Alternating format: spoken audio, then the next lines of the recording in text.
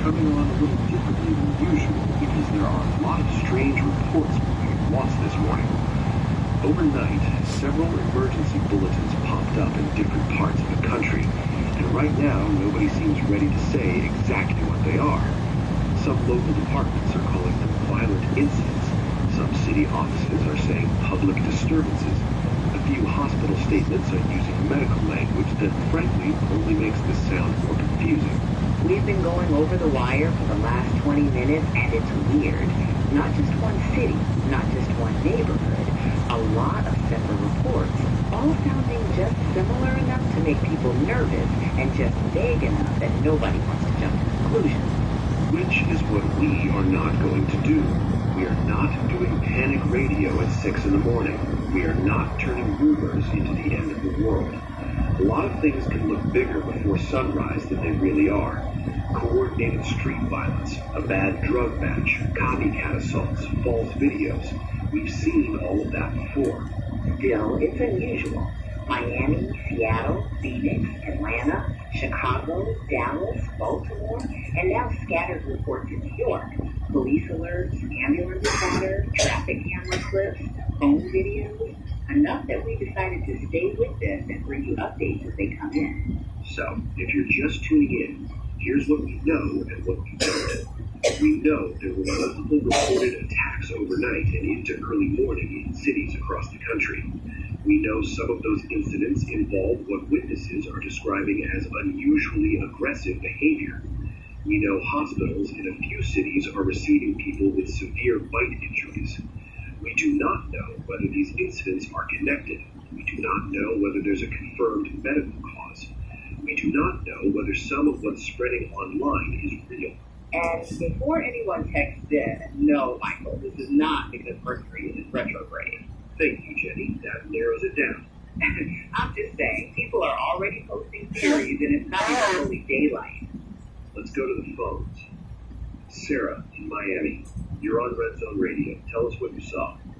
Hi. Yeah, I'm in Coconut Grove. I was walking my dog maybe 30 minutes ago, and there was this guy on the sidewalk near the park entrance. At first, I thought he was drunk or sick or something because he was just laying there. Then this jogger came by, and the guy just launched at him. I mean, really launched. Knocked him sideways. And then started, I don't know, clawing at him, biting him. I know that sounds crazy. Take your time. You're doing fine. Was this one attacker, one victim? At first, yeah. But then the jogger started moving weird, like he was in shock. He was thrashing on the pavement, not yelling, right? Not talking, just making these awful sounds. And people around them didn't know whether to help or run. Did you see police or paramedics arrive? I heard sirens. I left before they got there. I had my dog and there was blood and everybody started screaming. I just ran. You did the right thing. Get inside, lock your door, stay off the street now until local authorities give more guidance. And Sarah, one more question. Did the attacker look intoxicated, drugged, homeless, injured? He looked sick, gray almost. But that could have been light. I don't know. He just looked wrong.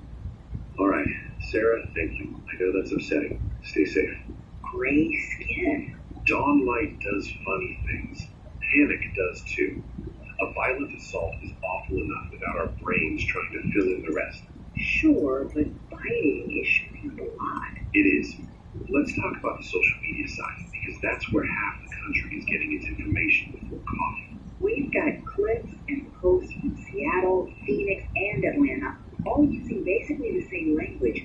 Crazy people attacking strangers, people biting people. One guy got tased and kept coming. A lot of these are unverified. Some of them look like prank content. Some of them are way too blurry to trust. But there are a lot of them. The internet is undefeated at turning confusion into theater. That said, when you start seeing the same description from cities that don't know each other, it at least gets your attention. There's one post here from Phoenix. My cousin works overnight security and says the ER is full of bite victims. Another from Seattle says, whatever's happening, don't go downtown. Another from Atlanta says, this is not a riot. These people are sick. Could still be bad information bouncing from city to city, but here's where it gets harder to ignore. Chicago emergency departments have now issued a statement through one hospital network about what they're calling an unusual influx of assault victims presenting with severe bites and subsequent aggressive behavior. That is real. That is from a hospital.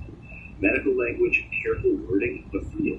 Subsequent aggressive behavior feels like the line everybody's going to keep replaying. It does. It could mean trauma response. It could mean intoxication. It could mean hysteria. Medicine writes carefully because medicine doesn't like guessing. I've got Tom and Dallas on mine too. All right, Tom, you're on the air. Man, I'm on I-35 and I don't even know if I should still be driving. There was this dude in the middle lane just attacking cars, smashing his hands on windows, throwing himself at traffic. Somebody clipped him with an SUV hard, and he rolled, got back up, and went after another car. Tell me exactly what you mean by got back up. I mean, he got hit and stood up. I don't know what else to call it. Maybe adrenaline, maybe drugs, whatever. But people were honking and swerving, and then a truck jackknife trying to miss him. Whole highway's a mess. Did law enforcement arrive? State troopers were trying to get through, but traffic's frozen, and everybody's filming instead of moving. That sounds about right. Listen, Tom, stay in your vehicle if you can move it somewhere safe. Don't get out to help unless authorities are already there. And don't approach anyone acting erratically. Understood? Yeah, but this ain't normal. No, it doesn't sound normal. Get off the highway if you can and go home. Bath salts is going to be the comparison everybody uses for the next hour. Except now it's Dallas and Miami and Chicago and Seattle. And maybe 10 fake videos mixed in for every real one. Let's keep some perspective. He shuffled papers he had already read twice, but Jenny noticed he kept returning to the same printout from the wire service. She knew that habit. Michael only did that when he didn't like the shape of the story, but hadn't found a clean way to say it yet. The station wasn't loud at that hour. It never was. Morning prep, producer half awake behind the glass, traffic board glowing, newsroom monitors running muted footage from local affiliates and national feeds. The problem this morning was that every muted screen looked wrong. Not dramatic, not cinematic, not the kind of obviously catastrophic image that would force every channel to one story and hold it there. Just little pockets of confusion, sirens, crowds backing away, police tape, a body on the sidewalk with 3 people arguing over whether to touch it. Jenny refreshed her screen again. Jenny? What?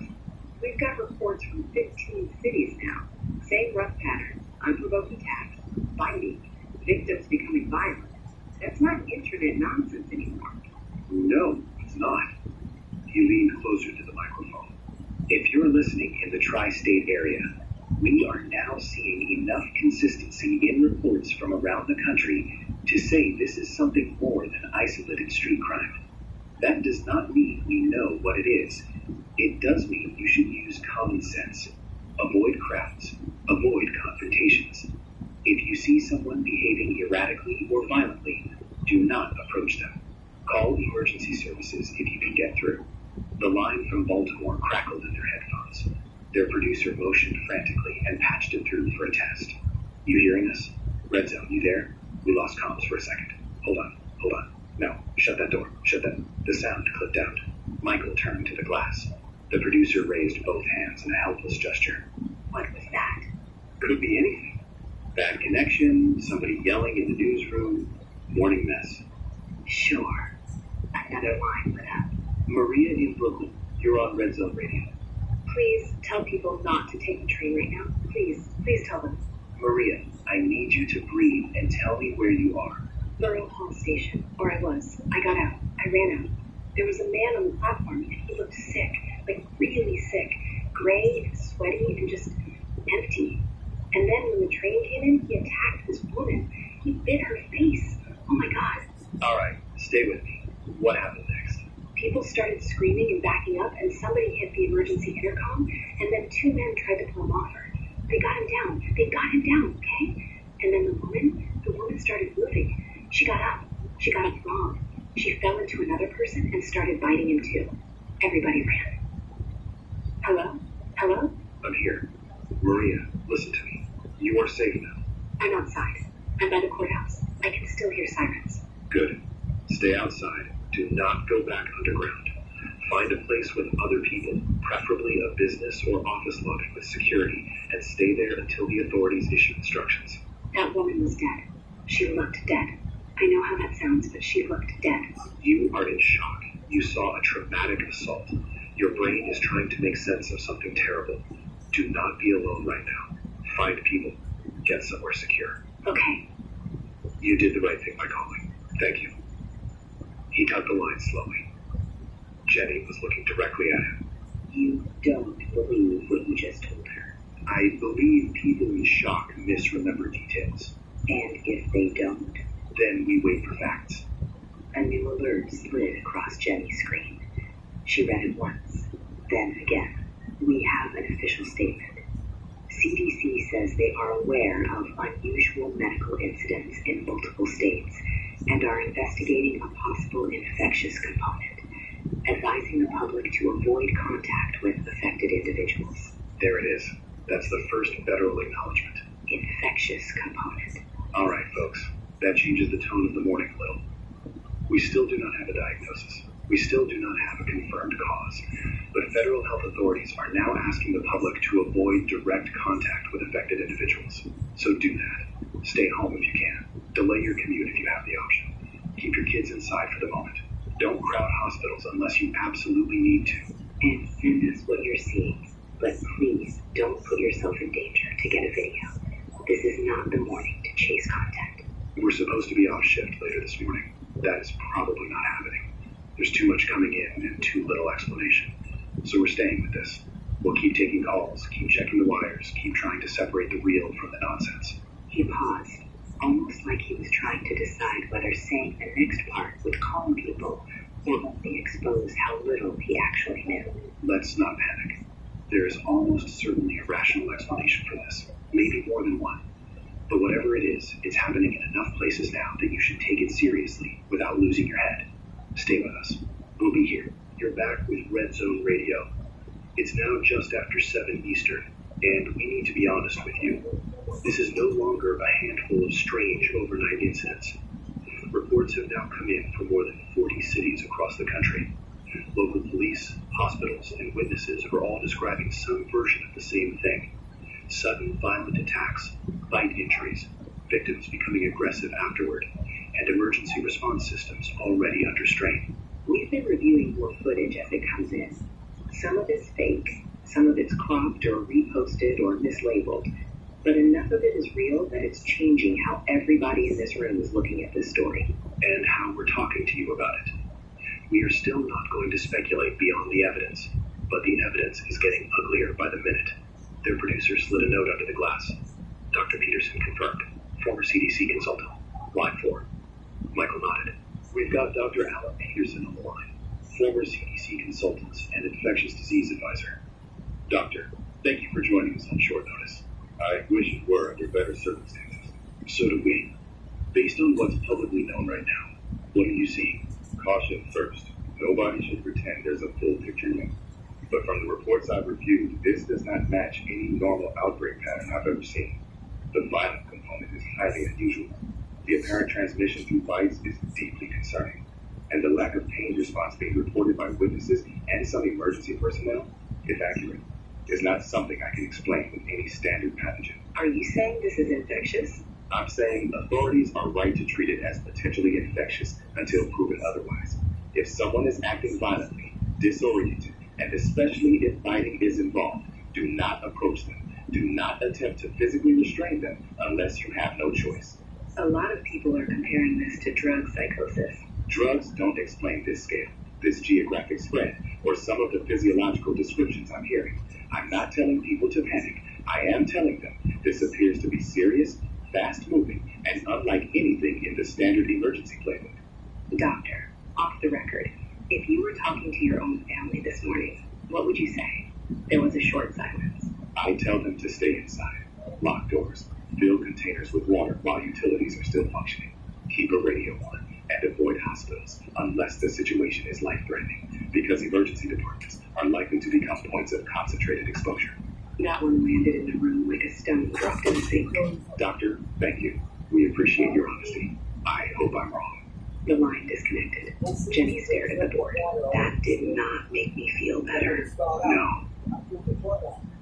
He got another note. We now have confirmation from Los Angeles law enforcement of a fatal police shooting during one of these incidents. Officers report a suspect who continued attacking after repeated non-lethal measures. The wording here is strange. Listen to this. Suspect appeared unresponsive to pain stimulus and may have exhibited no detectable vital signs prior to cessation of threat. No detectable vital signs. That is what it says. That makes no sense. Correct. Which means either the statement is badly written or something is very wrong. A line flashed repeatedly. James in Philadelphia. Go ahead. I'm in my apartment. I can't leave. My neighbor's outside my door, and I know it's him because I can hear his voice, but he's not saying words right. He got bit downstairs maybe an hour ago, and now he's just hitting my door over and over. Michael's hand hovered over the mute button, not because he wanted to cut the man off, but because the pounding in the background sounded too intimate, too real, like it was happening in the studio hallway. James, listen to me carefully. Are you alone? Yeah. Are your locks secure? For now, move anything heavy you have against the door. Couch, table, dresser, whatever you've got. Then get away from the entry point. Do you understand? Yeah, I already did some of that. Good. Do you have access to another room that locks? Bedroom, bathroom, anything? Bedroom. Then that is your fallback point. Gather water, anything you can use as a weapon, charger, medication, shoes. Keep your phone on you, but keep your voice low. The pounding got louder. James sucked in a breath. Do not open that door no matter what you hear. Not for your neighbor, not for anyone you cannot clearly verify. Call emergency services and keep trying, even if you don't get through right away. He was normal. I saw him normal, and now I don't know what this is. I know. Stay inside. Stay away from him. You hear me? Yeah. Good. Stay on the line with our producer after this if we can hold the connection. They dropped him to the producer. Jenny exhaled through her nose and picked up her phone. The room had lost the casual rhythm of a morning show. Every second now felt allocated. Every silence filled by someone somewhere pounding on a door. Social media is completely blown up. TikTok, neighborhood groups, ring footage, live streams, text. There are videos now from multiple cities that appear to show victims standing back up after injuries that should have ended the fight. I need to stress appear, because some of these are shaky, some are edited, and some are impossible to verify. She stopped. What? I'm watching one from Cleveland. And? Jenny didn't answer immediately. The guy is down.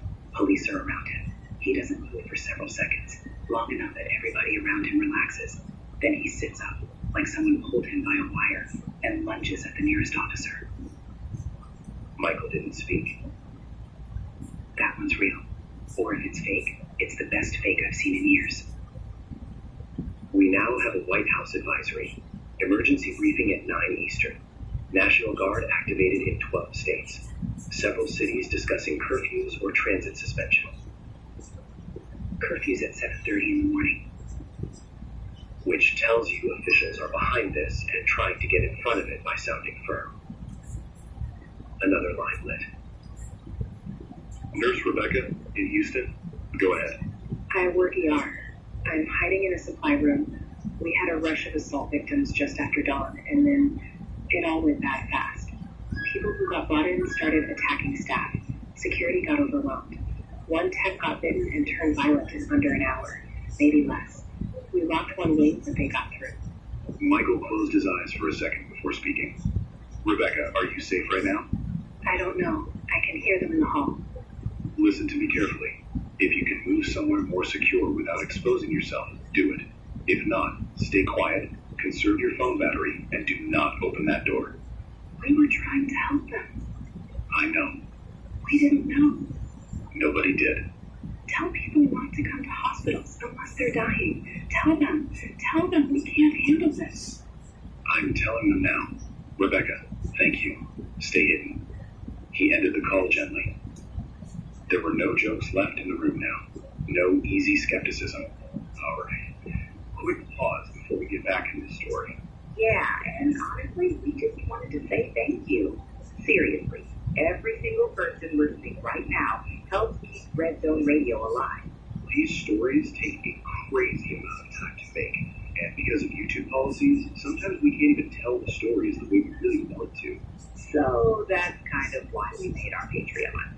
Over there, we upload uncensored, ad-free, full-length stories way more often. No cuts, no holding back, just the raw apocalypse and outbreak content you came here for. If you're the type who likes putting headphones on late at night and getting completely lost in another world for hours, that's really what Patreon is built for. And members also get early access to down. upcoming videos before they hit YouTube. Plus, people in the community can suggest story ideas that could actually become future episodes. We'll still keep dropping free stories here every week, no matter what. That's not changing. So, if you've ever wished these stories were longer, darker, more raw, and completely uninterrupted, that's exactly what's waiting on Patreon. So, link is down below. All right, radio's back on. Only the labor of staying composed, because the audience needed voices that didn't crack. We're also getting repeated reports from police departments in several states that neutralized attackers are reanimating. That is the word one internal memo used, reanimating. Which is not a word anyone wants to use on a live broadcast before the federal government gives us plain language. But it is the word being used. Michael's phone buzzed. Jenny's buzzed a second later. She looked down, red, and went pale. What happened? My sister, Boston. Her building's on lockdown. She says they're screaming in the hallway, and management told everybody not to open their doors for any reason. Michael's face changed, but only for a moment. Text her back. Tell her to stay put. Keep us updated. I should go. And do what? Drive into this? You can't help her from the turnpike. She's alone. And right now, a lot of people are, including everyone listening to us who has nobody else telling them what's happening. That stung, because it was true. Jenny swallowed and nodded without liking it. All right, listen to me, because I'm not saying this lightly anymore. I don't know what this is. I don't know if it's a disease, a neurological event, or something nobody has a name for yet. But it is spreading fast. If you are safe, stay where you are. Lock your doors. Stay away from anyone acting erratically, violently, or sick. Don't go looking for confirmation. Don't go filming strangers for social media. We are going to keep doing everything we can to figure this out together. The way he said together sounded like a promise he wasn't sure he could keep. You're listening to Red Zone Radio. It's 8:30 Eastern. If you have children in the car, this may not be the hour to keep us on speaker. We are receiving calls from all over the country, and many of them are from people in immediate danger. The situation is worsening rapidly. We are going to continue to be careful, but we are no longer going to pretend this is isolated. The calls coming in now are different. Not I saw something strange. Not my commute is weird. People are trapped. People are barricaded. Emergency services in multiple cities are not responding, or are responding too slowly to matter. We also now have an emergency national address from the president. The White House has declared a national emergency. Several metropolitan areas are under de facto martial law conditions. National Guard and active duty military units are deploying to major population centers. The public is ordered to shelter in place and avoid contact with infected individuals. Infected individuals. That's the strongest official language yet. It is. He glanced down to his notes. The address also referenced an extreme threat to public safety and said federal agencies are coordinating a full response. What it did not include was an explanation anybody can use to understand what's happening in their apartment building right now. The line for Atlanta had been blinking constantly. We have a family in Atlanta on line 1. Sir, you're on the air. A man answered in a whisper that kept breaking into panic. We're in Decatur. Me, my wife, my little boy, my little girl. We've got furniture against the doors and windows in the living room. The people next door, I don't know if they're sick or what, but they've been hitting the wall between our units for almost an hour. We can hear others outside too. I need to know where to go. Michael looked at the city map on the wall as if it could possibly help a man hundreds of miles away. I'm going to be honest with you. I do not have a safe route to give you. Not right now. In the background, a child was crying. Then another voice, probably the mother, trying to hush them without sounding scared and failing. We can't stay here forever. No, but moving at the wrong moment could kill you faster than staying put. Listen carefully. If your barricade is holding, keep it that way. Fill every container in the apartment with water. Gather food, medicine, tools, blankets. Stay away from doors and windows.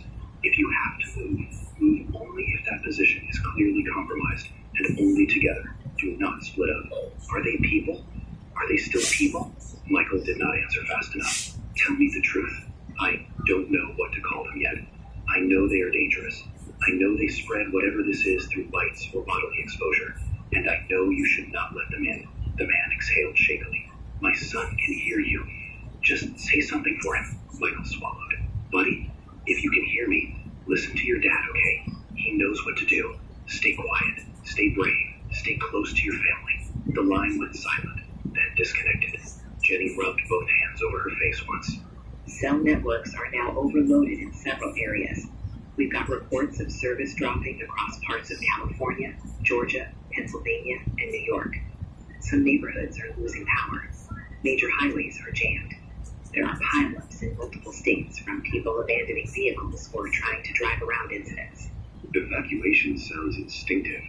It also sounds lethal if every road turns into a parking lot with no police presence and no medical help. We're seeing the first footage of National Guard units engaging crowds in city centers. Quarantine zones are being announced and then apparently breached before they're fully set up. That is happening too fast. Another line. Officer Marcus in Detroit, go ahead. A man's voice came on, dry and strange, somewhere between command and collapse. Off-duty DPD, or maybe that word doesn't mean much anymore. I'm in the evidence room at my precinct because it's the only door in this place that still locks right. Most of the guys are gone. Some dead, some turned. We brought in 3 bite cases from a domestic scene just after dawn, and after that, everything snowballed. Tell me what you're seeing, Marcus. I'm seeing people keep moving after damage that should stop anybody. I'm seeing officers waste rounds because center mass isn't doing what center mass is supposed to do. I'm seeing panic make every bad decision happen faster. People run to their cars. Cars trap them. People run into the street. Street fills with more of them. They're everywhere now. Are there any organized police operations still functioning where you are? Maybe in pockets. Not from where I'm sitting. Dispatch was screaming 20 minutes ago. Then nothing. Do you think help is coming to you? Marcus laughed once. Humorless. No. Then stay where you are as long as that room holds. Save your ammo. Don't waste movement. Don't open that door unless you have no choice. Lady, I already know that. Good. Then keep knowing it. Tell people to stop waiting for somebody to save them. That window's closing. The line cut. Michael looked up at the camera in the studio as if he could see through it, into every kitchen and dashboard and office break room still tuned to them. Major media outages now. Several television networks have lost local feeds or gone dark in specific markets. One national morning show appears to have ended abruptly. A cable studio in Atlanta was reportedly evacuated during the live hit. We are also hearing from smaller stations that entire buildings are locking down. Which means the number of functioning voices people can hear and trust is shrinking fast. Or at least the number they can hear. Trust is its own problem. Nurse Rebecca's line flashed back to life before the producer could fully patch it. Rebecca, can you hear me? All they got first was breathing and the echo of a large indoor space. I made it to the parking garage. I'm in a stairwell. There are people everywhere down here. Some of them hurt. Some of them, I can't tell anymore. The hospital's gone, you understand me? It's gone. I understand. Can you get to your car? Maybe. There's movement between rows. I can hear them hitting the doors of the ambulances. Then do not move until you have a clear opening. There is no clear opening. A scream erupted somewhere near her. Then another, close enough to spike the board. Rebecca, get quiet. Right now. For 1 second, it sounded like she was obeying. Then footsteps pounded through the phone. Then her breathing turned into open terror. And then the line ended on a sound nobody in the room wanted to identify. Jenny stared at the console. Jesus. Nobody corrected her. Michael's phone vibrated again. He checked the message, and for once didn't hide the look on his face. Your family? He nodded. My wife and kids are in New Jersey with their parents. I haven't heard from them in over an hour. Last text said roads were getting bad and people were pounding on car windows near the gas station. Calm. During the break. Michael, there isn't a break anymore. He looked at her and looked away. The truth sat there between them. They were no longer just documenting collapse. They were inside it. Their loved ones were no longer safely off stage in normal life, waiting for them to sign off. If you are listening and still thinking this will blow over by lunch, stop thinking that. We are not dealing with a riot. We are not dealing with isolated criminal incidents. We are watching systems fail in real time. Police, hospitals, highways, communications, media. If you have a secure place to stay, stay in it. If you have supplies, gather them now. If you don't, move carefully and only if you must. We are staying on air as long as we can. Find somewhere safe. Arm yourselves if you have to. And God help us all. That last line wasn't performance anymore. It was surrender to the fact that professionalism had run out of useful words. They're zombies, aren't they? The dead are coming back. Silence filled the studio. Michael looked at Jenny. Jenny looked at the producer. Nobody moved. Then Michael leaned closer to the microphone. Yeah, I think they are. There was no drama in how he said it. No haunted emphasis. Just the flat exhaustion of a man who had finally run out of alternate explanations. Once the word was loose, every prior report rearranged itself around it. We have what may be the last major CDC update before their systems started failing in some regions. Here is the summary as we understand it. The infection appears to spread through bites and possibly other direct bodily fluid exposure. Death following severe infection may occur within hours. Reanimation follows shortly after death. There is no known treatment. There is no known cure. Avoid all contact with infected or deceased persons. Let me say the part nobody wants to say clearly. If this guidance is accurate, then the dead are not staying dead.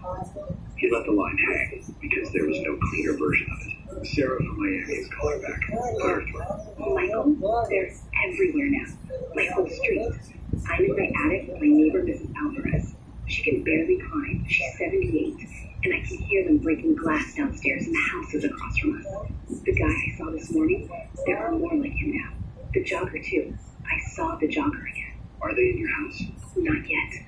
I moved a dresser in front of the attic hatch. I turned the lights off. Good. Stay quiet. Don't waste phone battery. Do you have water? Some. Not enough. Then ration it. No unnecessary movement. No shouting out windows. If your position is hidden, keep it hidden. Is this really happening? Please just say it because I think I'm losing my mind. Sarah took a breath. Yes, it's happening. Sarah cried then, but not loudly, not theatrically. Just the sound a person makes when denial finally leaves the room and terror gets to sit down. Listen to me. You protect that attic. You protect your neighbor. You stay put as long as you can. Okay. You can do that for the next hour. And then the hour after that. Don't think all day. Think 1 hour. He cut the line after making her repeat her address to the producer twice. New federal and military announcements are now directing civilians toward designated safe zones at stadiums, certain airports, and military facilities. We need to immediately add a warning to that. Several of those same places are already being reported as compromised or overwhelmed. We cannot verify which are functioning and which are death traps. If you are considering moving to a safe zone, do not do it blindly. Listen for local confirmation. Listen for repeated confirmation. High-density gathering points are dangerous if containment fails. A different radio station broke through for several seconds on emergency relay, their signal weak and torn. A man was shouting orders. Another voice screamed, "They're inside the building." Then came what sounded like gunshots. Then dead air. Nobody in the Red Zone studio spoke until the static vanished. That's the third station we've heard in trouble. Which means the country's information map is collapsing along with everything else. But if institutions were folding, something else was rising to replace them, badly and imperfectly.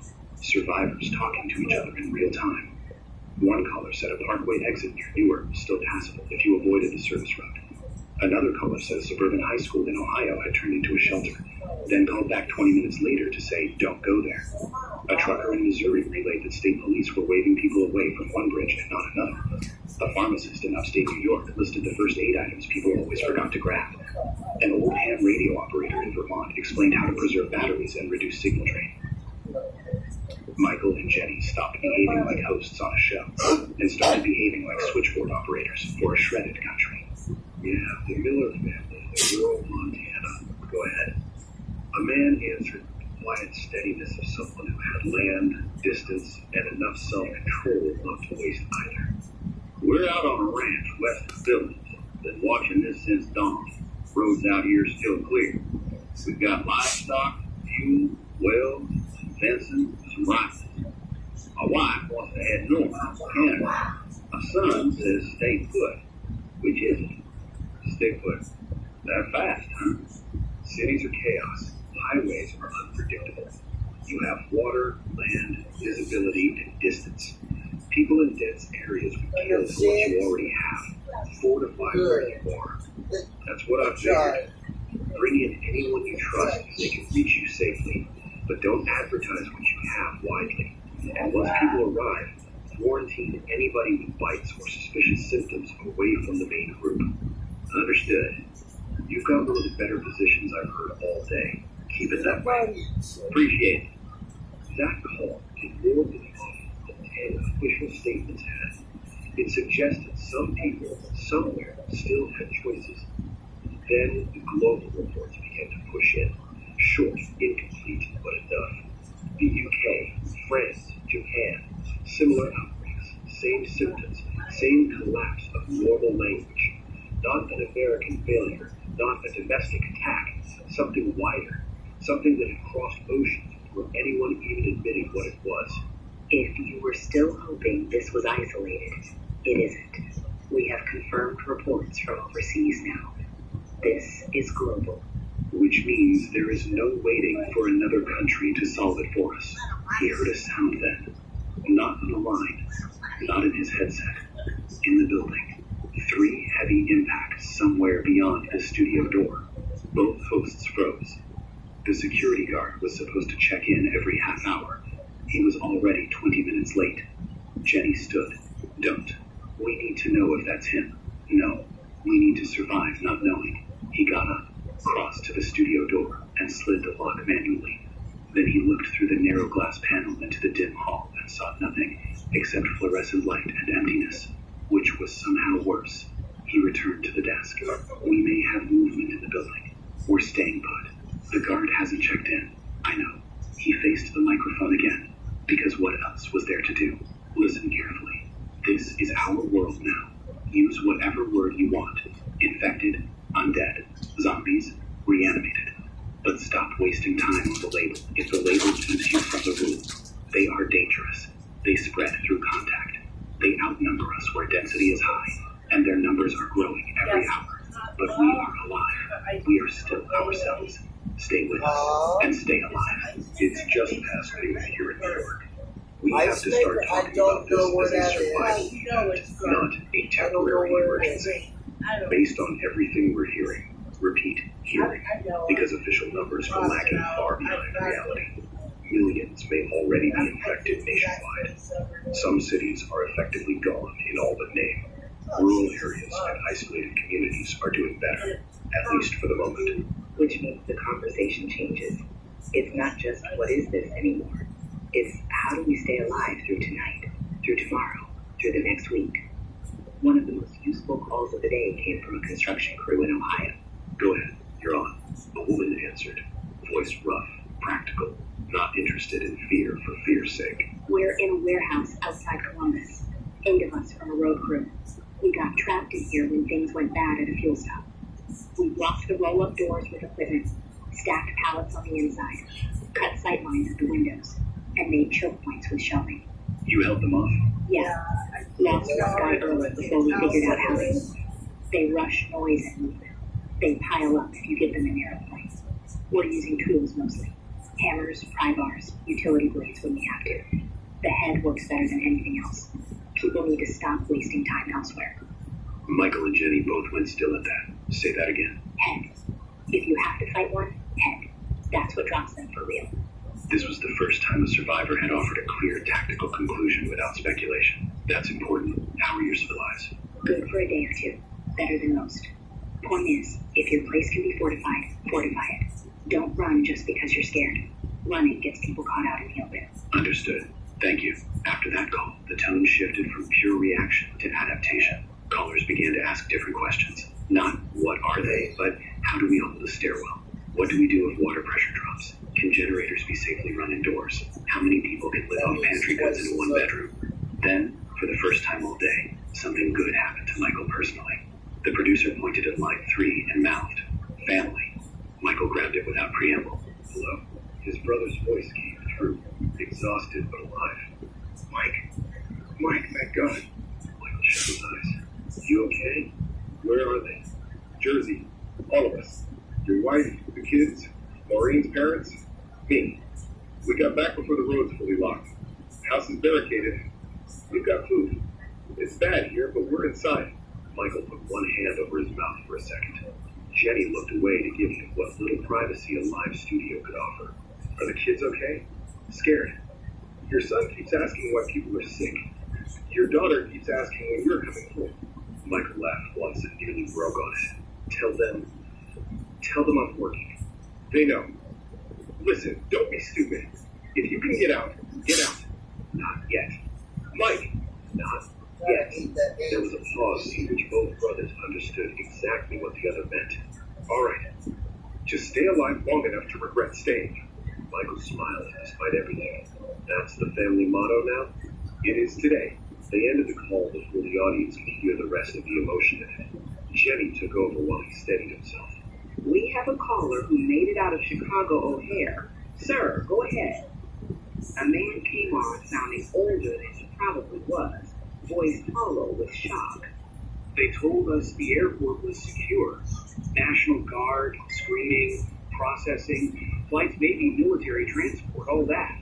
Thousands of people showed up. Families, bags, kids. Nobody had enough control. Then something started in the crowd. Maybe somebody turned in line. Maybe more than one. I don't know. But once people started running, there was nowhere to go. Security barriers trapped people. Soldiers were shouting contradictory orders. Then the infected were inside the terminal, and it turned into slaughter. Jenny asked the next question gently. How did you get out? I followed baggage handlers through a service corridor. I don't know why I'm alive, and the woman behind me isn't. No one had an answer for that. Survivor guilt was entering the broadcast now, alongside strategy and fear. As the hour wore on, practical concerns crowded the line board. Food, water, insulin, baby formula, battery life, pets, elderly parents on oxygen, apartment dwellers with only canned tomatoes and cereal, office workers trapped with vending machine snacks and no way home. The old world hadn't vanished all at once. It had snapped into 1,000 little domestic emergencies, each one impossible to solve at scale. Then came the call that changed the emotional center of the day. Emily, you're on. A teenage girl answered, trying very hard to sound older than 16, and only partially succeeding. I'm home with my brother and sister. My parents went out for supplies around 9, and they never came back. I don't know if I should keep waiting. My little brother keeps crying, and I don't know what to do. Michael sat up straighter. Emily, how old are your siblings? 9 and 6. All right. First thing, you're doing fine. You called. That was smart. Are your doors locked? Yes, Windows? I think so. Go check only the ground floor ones if it's safe to do so. Fast and quiet. Then come right back to the phone. There was shuffling. A minute later she returned, breathing harder. Done. Good. Now listen. Fill every sink, tub, bottle, pot, and pitcher with water. Put shoes on everybody. Gather blankets, flashlights, chargers, food you don't need to cook, any medicine in the house. Choose one room as your safe room, preferably upstairs if you have one, with a lock or something heavy to block the door. We have my parents' bedroom. Good. Move there before dark. Bring your siblings with you. And Emily, do not open the door for your parents unless you can clearly verify it is them and they are not injured. There was silence. What if they're hurt? Michael forced the answer out because lies would kill faster than truth. Then you still do not open the door unless you are certain it is safe. Your job right now is to protect the two kids with you. Emily made a sound halfway between a sob and a swallowed protest. I know that's unfair, but it's your job anyway. Okay. You can do this for one night. One night. That's all I'm asking from you right now.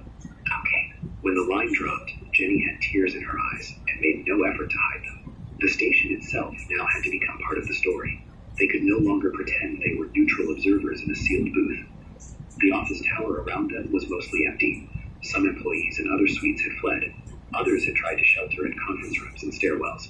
Their engineer had done an inventory of the station's assets and came into the studio with the results. 5 people total. They stayed. Michael, Jenny, the producer, the engineer, and one newsroom assistant who had refused to leave because the streets below looked worse than the hallway. Supplies, snacks, bottled water, a first aid kit, maintenance tools, cleaning chemicals, office furniture, flashlights, and a generator capable of keeping essential equipment alive for a limited period of building power failure. So what are we doing? We fortified. No one armed.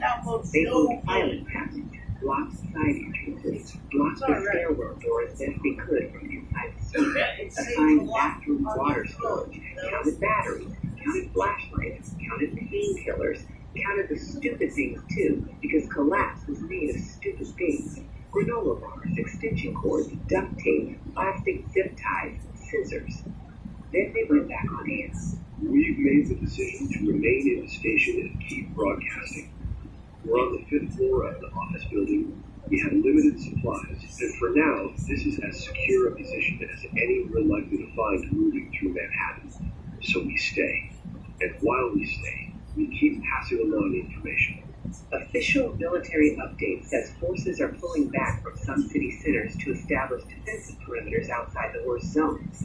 Let's say that in plain English. In many places, they are giving up downtown areas and trying to hold whatever they still can. Which means if you're in the middle of a dense urban area, do not assume rescue is coming quickly. Plan around delay. Plan around absence. Outside, the light has begun to lean toward afternoon. People listening from safe rooms and basement corners and locked bathrooms knew the same thing the hosts did. Night was coming, and night belonged to fear in a way daylight never fully could. We need to talk about darkness. Survivors are already reporting that once visibility drops, everything gets worse. Not because these things see better in the dark necessarily, but because we don't. Panic rises, movement gets harder, misidentification gets more likely. So prepare now, before sunset. Water, food, weapons, barricades, lighting you can control, a bathroom plan if you're sheltering in one room, a contact plan if you get separated. Think ahead while your brain still can. He looked through the studio glass at the people who had chosen or failed to leave. They were all moving with that same brittle concentration now, the kind that only holds as long as everyone keeps pretending the next task is manageable. He turned back to the microphone. We made it through the first day's daylight. Barely. We know that. But we're still here. Still broadcasting. So whatever room you're in, whatever city you're in, whatever you've lost already, stay alive through tonight. That's the goal now. Just stay alive. You're listening to Red Zone Radio. It is 6 o'clock in New York, and darkness is starting to settle across a country that has no idea how much of itself it still has left. We need to be direct now. Power grids are failing in multiple states along the East Coast. Some failures are temporary, some are not. Entire neighborhoods in Boston, Philadelphia, Baltimore, and sections of New York are reporting outages or unstable service. If your power is still on, treat that as temporary. Charge everything. Fill water containers. Use the light while you have it. Hey, can we pause for just a second? Yeah, just real quick. First, if you're still here with us, seriously, thank you. That means a lot. You could be anywhere right now. And the fact that you choose to spend your time inside these stories with us, we don't take that lightly. Exactly. A lot of time, work, and honestly, a lot of heart goes into building these worlds for you. Every outbreak, every collapse, every late-night transmission. And because of how these stories are made, sometimes we can't always go as far as we want to here. That's why we created our Patreon. It's where we upload our full, uncut, ad-free stories. The raw versions, exactly the way we originally imagined them. If you love getting lost in these unrealism stories, the kind that let you escape reality for a while and disappear into another world, that's really what Patreon is built for. Members also get early access to upcoming episodes. And honestly, one of our favorite parts, you can suggest story ideas. Some of those ideas end up becoming future broadcasts. No pressure at all. We're just grateful you're here, listening. All right, radio back on. Callers are also reporting something else, and we want to be careful here because fear can create patterns where none exist. But enough people from enough places are describing the same thing that it's worth saying out loud. The infected seem more dangerous at night. Maybe not because they see better, maybe because people make more mistakes in the dark, maybe because survivors panic faster when they can't see a threat coming. Either way, night is when a bad situation gets worse. The engineer reappeared behind the glass and lifted one finger, then pointed down. Generator ready. Michael nodded. If you're sheltering in place tonight, reduce your visible light if you can do so safely. Close curtains, cover windows, stay away from silhouettes, and keep your noise down. We have more and more reports that the infected respond aggressively to sound and movement. A line lit up from rural Virginia. Michael, Amanda, you're on Red Zone Radio. A woman answered in a whisper so taut it felt like a wire stretched to breaking. I'm in Farmville. Little farmhouse, nothing around me but fields and 2 empty lots. I thought being out here would help. It did at first, but now they're all around the house. Michael leaned toward the microphone. How many is all around? I counted 6 before dark. I can hear more now. They keep dragging along the siding. They're scratching at the walls like animals. They don't move like normal people anymore. Are the doors holding? Front and back, yes. Kitchen door I nailed shut. Windows downstairs are boarded except for one over the sink, and I shoved a cabinet under it. I've got a shotgun and maybe 15 shells. Then you do not waste a single one unless something breaches the house. What if they stay all night? Then you stay all night. That house is better than the road, better than your yard, better than any attempt to run. Pick one central position where you can hear both entrances. Keep the lights off. Keep the phone dim. If they don't reach, you don't engage. They make this sound like they know I'm here. They probably do, but knowing you're there and reaching you are not the same thing. The house is your advantage. Use it. I haven't heard another living voice in 6 hours. You're hearing one now. Stay with us as long as you can. He handed her back to the producer for a moment, then took a long breath. Their engineer patched in from the hallway. We're going to lose building power, he said. Maybe tonight, maybe sooner. Then get us clean on generator before it happens, Michael replied. The station wasn't built to become a bunker, but now every object acquired survival value. The maintenance closet wasn't a maintenance closet anymore. It was fuel, batteries, duct tape, and brooms that could be broken into handles. The break room wasn't a break room anymore. It was water, canned soup, coffee filters, sugar, shelf-stable milk, and packets of salt. The conference room chairs had become barricade material. The printers had become dead weight to block interior access points. The engineer returned 10 minutes later and gave them the number nobody wanted to hear. 3 days of fuel if we're conservative, maybe less if the load spikes. Michael repeated it on air. For transparency, our own situation here is limited.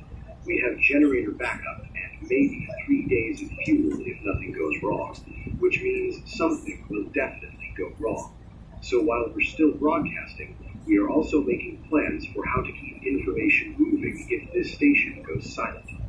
We've got an ugly update out of Pittsburgh. A military-designated safe zone that was being circulated all afternoon as secure appears to have fallen hours ago. Survivors who headed there expecting protection walked into a collapse already in progress. We cannot stress this enough. Do not assume any checkpoint, arena, airport, or so-called relief center is still functioning just because someone posted it online this morning. A mail caller came through from a highway outside Harrisburg, gasping and trying not to sob. Derek, go ahead. I'm in my car. I was trying to make it to my sister's place. I'm low on gas. There are 3 of them behind me.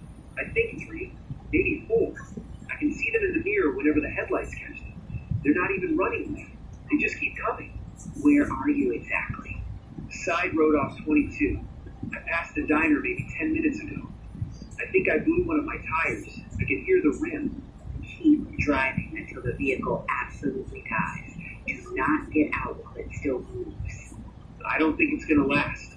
Then, when it stops, you need to lock the doors, kill the interior lights, and get your feet up so they don't see movement. Do you have anything you can use as a weapon? Tire iron. Good. That's last resort only. Not first move, last move. Is there any building nearby? I can't tell. It's too dark. There was a scraping thud through the phone. Derek shouted. Derek, what happened? One hit the back. Oh, God. Another one's on the hood. The line filled with engines. Metals were coming. Then the explosive crack of impact. Derek, answer me. They heard his breathing, ragged, then glass shattering, then screaming, then nothing but static. Ginny kept staring at the door like she could will it back to life. No one spoke for several seconds. Michael finally lowered his eyes to the script pages he no longer did. That was the first time we lost somebody live while trying to guide them. It probably won't be the last. The honesty of it chilled the room more than any scream had. A new call from Denver came in from a rooftop with 11 others, all trapped above an apartment building whose stairwell had become impassable sometime before sunset. How many of you are up there? 12. 2 kids, 1 woman with a broken ankle. We've got maybe half a case of water and some snacks. Are you visible to anyone in the street? Not anymore. It's too dark. Any access from adjacent rooftops? Maybe 1, but there's a gap. Then your best chance is to stay where you are until daylight and conserve everything. No yelling unless you see living people within range. No flashlight signals unless you're certain it won't draw the infected at lower levels to your position. Is rescue coming? Jenny looked at Michael. Michael looked down. Not tonight. I'm sorry. Not tonight. After the line cut, the room stayed silent longer than before. The emotional weight of the day had been pressing against Jenny in visible stages. Jaw tight, shoulders locked, eyes too wide, attention splitting between the broadcast and her phone. At around 8:30, while Michael was reading an update about government officials relocating to continuity bunkers, she put both hands flat on the desk and bowed her head. Michael reached for her mic switch and lowered it a fraction. You okay? He asked softly. She laughed once, sharp and humorless. No, she said. No, I'm not okay. That much at least was simple. She stood and stepped back from the desk, covering her mouth with one hand as she crossed to the studio corner. The producer looked away. The engineer pretended to be busy with the board. Everybody in the room understood the dignity of not watching somebody break in public if you could help it. Michael stayed on air. We are also hearing increasing anger from survivors who believe government leadership has retreated to secure facilities while the general population is left to improvise. We can't verify every rumor. We can verify that chain of command communication is fragmenting and that many local authorities are no longer reaching in any meaningful way. For a lot of people listening tonight, trust in institutions has ended faster than the institutions themselves. Jenny returned after 2 minutes that felt like 20. Her eyes were red, but her voice worked. Sorry. Don't apologize. The hallway outside the studio answered that quiet exchange with a noise that turned everyone rigid. A door slammed somewhere in He the likes that little stairwell. thing. Then footsteps. Not running. Climbing. Slow. Uneven. Heavy enough that it was impossible to mistake them for imagination. Michael killed the studio monitor feed and gestured for silence. The footsteps reached the landing beyond the suite, stopped. Then something struck the outer office door hard enough to crack glass. The news persisted with a small choking sound. Michael lifted a finger. Quiet. Another impact. Then a dragging scrape against the frame. Then 3 hard knocks in no rhythm any living visitor would use. The engineer whispered, "I'm not checking that." "Good," Michael said. They moved without fully discussing it. Filing cabinet against the inner hall, chairs stacked, metal wastebaskets shoved under the handle of the studio access door, even though everyone knew that would truly stop I did anything have that determined. one. That It only pina made colada people one. feel like they had participated in survival. No, I didn't. Michael went back on air because I gave her a pina colada one, and I told her you're going to want to building. save it for We have alcohol. movement inside the And building he now. is. One of our staff went to check the outer It hallway tastes about 20 perfect minutes with ago rum. and has not returned. We are assuming the worst Just and some white barricading the rum, you know, studio. not no crazy If you're car. living in the workplace, office tower, school, I won't stop or one, any it's like drinking multi-story gas. structure, secure into I'm your drinking. position That's now. wrong. Do not keep roaming hallways looking for reassurance. Curiosity is failing tonight. From somewhere outside, they heard a muffled scream. One short burst abruptly cut off. The engineer went white. Jenny stared at the studio door as if she could see through it. Michael's voice shook for the first time all night, but he didn't stop. We're locked in. We have limited supplies. We have maybe 2 days, maybe 3 before fuel becomes a problem. And whatever is in this building with us, it is not leaving. But we are not stopping. Not yet. To everyone listening in the dark, you are not alone in it. This is Red Zone Radio. It is 6 in the morning on day 2. If you can hear us, then we made it through the night and so did you. That is not small. We took turns on watch. Something stayed outside our studio door for hours. It never got through. Building still compromised. City still compromised. Country still, well, you know. But we're here. Daylight is helping us assess what's left. That's the good news. The bad news is the assessment is brutal. The overnight fragments had congealed into something like a national picture, not precise, not official in the old sense, but broad enough to matter. Major cities on both coasts were either lost or actively being lost. Dense urban centers had become feed zones. Some regions were holding only because the infection hadn't reached full concentration there yet, or because residents had slammed shut enough doors fast enough. Military lines existed, but not in places most trapped civilians could reach without crossing miles of chaos. Based on military fragments, emergency relays, and survivor traffic, we are hearing estimates that 30 to 40% of the U.S. population may already be dead, infected, or unaccounted for. Repeat, that is not an official census figure. That is a composite of rapidly moving reports. But no version of the number is good. We also made brief shortwave contact overnight with a broadcaster in the UK. Europe appears to be falling faster in some areas due to density and travel corridors. Parts of Asia went dark even earlier. Australia may have isolated pockets open. No one has a clean overview. Humanity is not gone, but civilization, as people understood it 2 days ago, is. A familiar line came through. Emily's calling back. Put her on. Lips? She sounded different before she said more than 3 words. Not over, harder.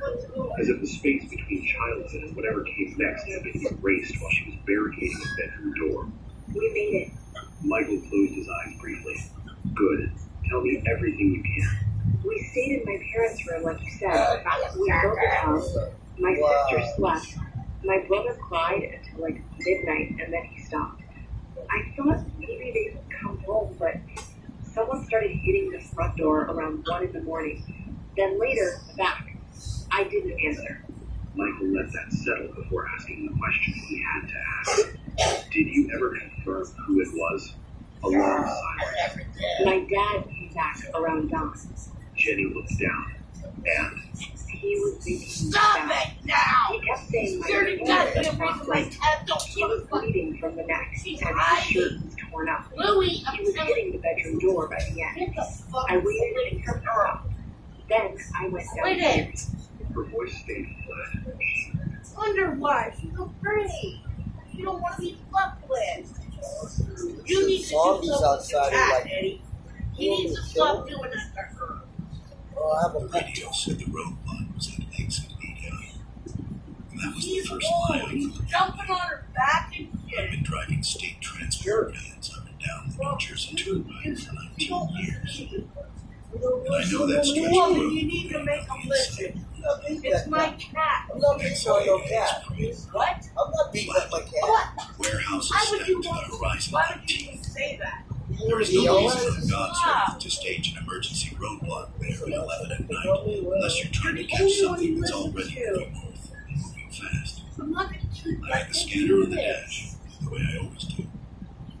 And the dispatcher's voice You kept like climbing, someone fuck with kept me every cracking, single day when you don't until want she to stopped fuck sounding like a Yeah, I know how dispatcher that feels. and started sounding like a woman reading a list of the dead. Where is Then he a state now? police cruiser went past me in the left Hey, lane bud. doing well over 100. No He's sign, right there by the just chair. those cold blue strobes eating the Come dark. here, Bobby. Come here, A bud. second later, a black Dodge came after me. Look at this, man. And the thing about the Dodge that made the hair stand up on my arms wasn't the speed. It was that the driver's door was already gone. To an home, just an open square of nothing, where a door should be. And something inside it that was not sitting the way a person sits. My name is Walt Fitzgerald. I'm 51 years old, and I want to tell you what happened on that road, because I don't think anybody official ever will. Before I go further, I just want to say thank you to everyone who keeps coming back for these. And if you're new here, welcome. If grounded survival stories are your kind of thing, subscribe and leave a comment so more people find the channel. Now let me get back to that road. I let off the gas.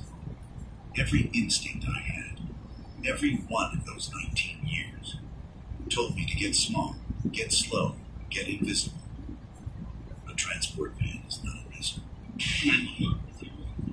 Yeah, Mother's Grocery, 72nd and Main. The front doors, they're not holding. She's not people, they're outside, trying to get in. Okay, sir, stay calm. Are you safe where you are? And now, I've barricaded myself behind a frozen food aisle. Got cells and guards. I don't know how long it'll hold. Oh gosh, I hear them scratching, banging.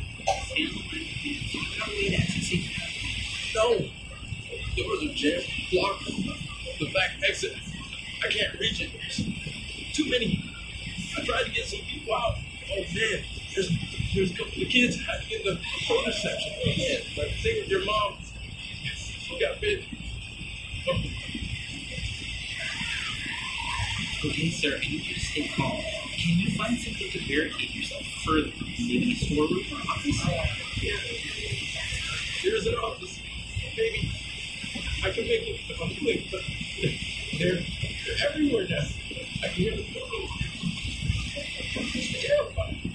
Just take it slow. Lock yourself in the office and start to find out. Units are on the way. Throw the front door. Oh God, oh God, oh God. Just stay with me. Can you get the office? I'm trying. Don't hang up. Wow.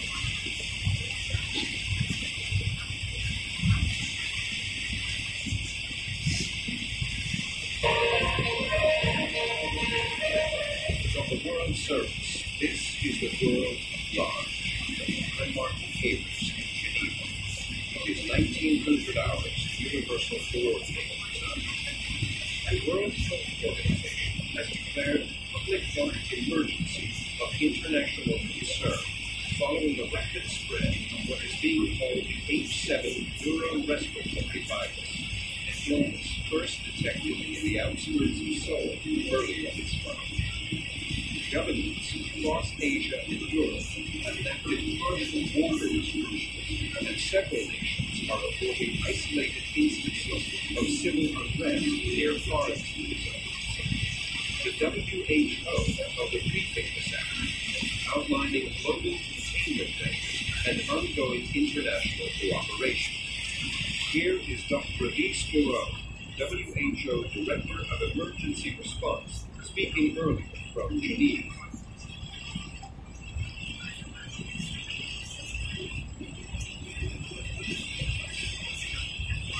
We are coordinating with the United States to meet the position. At this time, there is no evidence of widespread mutation or sustained person-to-person spread outside initial clusters. The public is urged to remain calm, follow local health advisories, and avoid misinformation circulating online.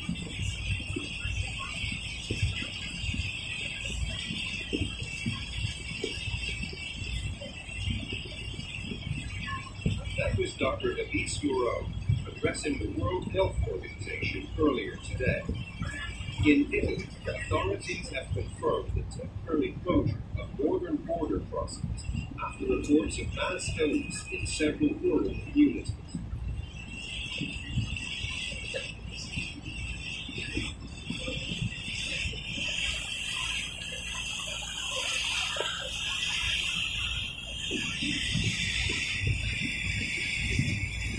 The European Commission has called for solidarity and restraint as travel restrictions begin to impact regional trade. For more on the situation, we now go to our correspondent Claudia Rossi in Rome. Yes, Louis. The Italian Don't be a smoke. I'm sorry. It's like rolling right away. What officials describe as a Volleyball precautionary is real. infected regions. Military checkpoints have been established by Oh, I got it. It's right on my dick. Small-scale evacuation, Now this is out for primarily children. elderly residents. The local hospitals say they are under significant strain. There are unconfirmed reports from the Bergamo region suggesting that some patients are not responding to conventional resuscitation efforts, though the Ministry of Health has not commented on those claims. Claudia Rossi in Rome, thank you. 911, what's your emergency? Oh my god, my son, he's gone. I was holding his hand. We were trying to get out of the car, and he's gone. I can't find him. Okay, now take a deep breath. Where were you when you last saw him? By the swings, playground. I was looking at. Oh god, there's the gun people. They're attacking each other. I don't know where to go. Can you see anything around you? Any landmarks? The fountain. Did I? The big fountain. Scratching outside. But I can't see it. I hear screaming. People are. Oh god. Oh god. I think someone got bit. Right there. Okay, stay calm. Is there a safe place you can go while I send help? I'm behind this next stand. Hiding. Oh god, I don't want it to see me. I can't see it. Please help me find it. Ma'am, help's on the way. Keep talking to me. Can you hear me clearly? Yes. I hear you. I don't know if he's alive. Oh god, please. Please don't let him.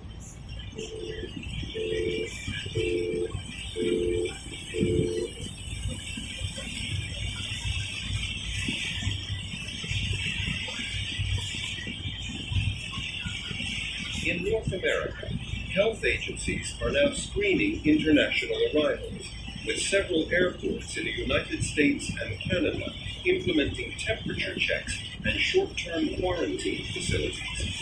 The Centers for Disease Control in Atlanta says travelers should remain alert but not alarmed. Meanwhile, in Seoul, where the outbreak originated, local news outlets report that government broadcasts have shifted to emergency format, providing evacuation routes and updates on medical services. Attempts to contact our Seoul Bureau have so far been unsuccessful. The United Nations Security Council has convened an extraordinary meeting this evening to discuss coordinated humanitarian response measures.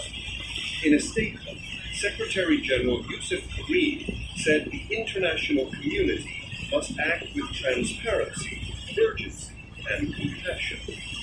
No member state has yet proposed Article 9 emergency enforcement under the Global Health Charter, but delegates are reportedly drafting resolutions for coordinated border aid.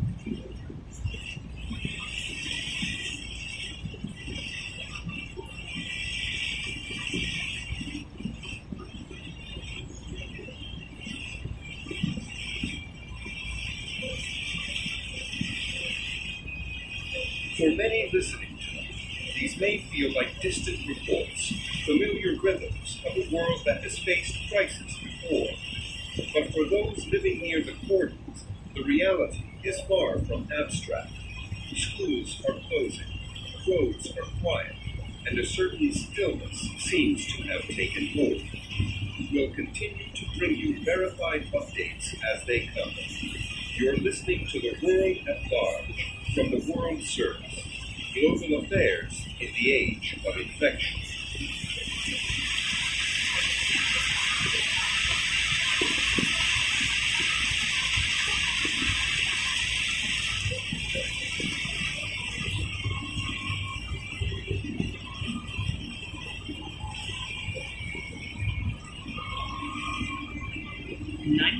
What's your emergency? Oh my god. I don't even know where to begin. There's people, my neighbors, oh god, they're not. They're attacking each other. Ma'am, stay calm. Where are you right now? Apartment 14B, on the 14th floor. I'm trapped. I tried to go downstairs. There's too many of them. Oh my god, someone's banging on my door. Okay, listen to me. Lock the door and stay on the line. Can you do that? I don't know how much longer it'll hold. I can see my neighbor. She's fighting. Oh god, it's like she's not human anymore. I need you to find a safe room, somewhere you can lock yourself in. Is there a bathroom or a closet you can hide in?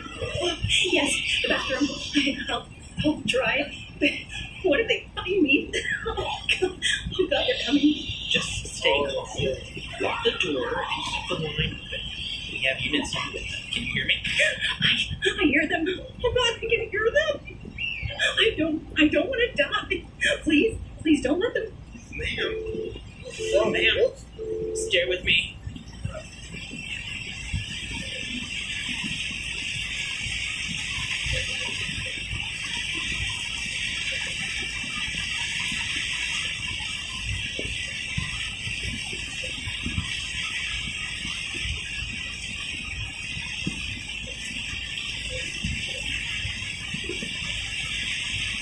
Coming up next, Humanities in Crisis, exploring how art and memory endure in uncertain times. I'm Martin Havers. Stay safe and stay informed.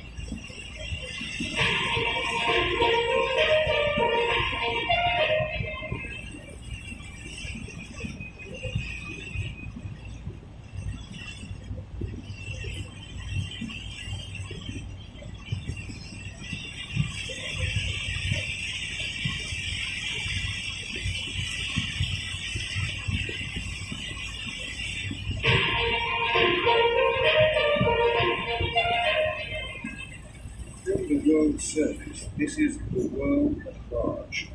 I'm Martin Havers in Geneva. It is 2100 hours of universal coordinated time. Communications are faltering across several continents tonight as infrastructure outages spread through parts of Eastern Europe, South America, and coastal Asia. The World Health Organization says infection clusters are now confirmed on 6 continents, and that containment has become a matter of regional management. The European Union has suspended the Schengen travel agreement indefinitely, citing loss of border control and mass civilian displacement. Several member states mobilized military reserves to support medical evacuation efforts. There's footage emerging from social media platforms shows signs of violence near quarantine wards. We go now to our correspondent, Claudia Rossi, in Rome. Yes, Margaret. The Italian Prime Minister has declared a state of emergency nationwide. Rail services have stopped, and the airport here in Rome is closed. About one flight crew returning from Frankfurt collapsed mid-landing. They're turning. Wow, they have Many are operating with limited staff. That Arab looks like eating. Failed to report for ships. We appear to have lost Right, contact wow, in an attempt to re-establish communication like based said, on wow. the program. Like said, wow, that's crazy. Wow, God, wow, God of the dead. What's crazy?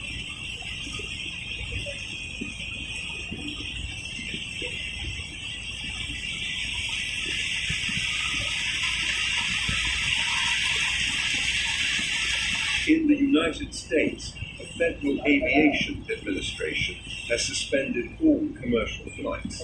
Several major cities are now under mandatory shelter advisories, including Chicago, Houston, and Philadelphia. The CDC has requested cooperation from the public and emphasizes that infection does not equal death, though the wording of that statement has raised questions.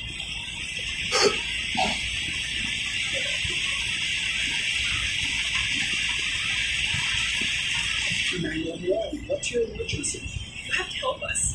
I'm at the Meadowbrook Mall. People are going crazy. There's blood everywhere. Okay, calm down. Are you in a safe location? No, they broke through the main entrance. They're biting people. Oh my God! Someone That says oh it. God! Listen to Crazy. me. Find a store you can lock yourself inside. Do not try to leave through the main exits. Okay, okay. There's a clothing store. The gate's still down. Wait, no, there's someone out front. They're pulling him down. Stay inside. Don't open the doors. There's smoke everywhere. I don't know what's happening. Look. What's your name? Dumb, here. Jamie. Said it's smoking I'm inside. Jamie. Yes, look. I can't So they breathe. can get more money. I can see them. They're coming this way. Jamie, lock the store if you can. Stay away from windows. Help is on the way. You're right outside. Please.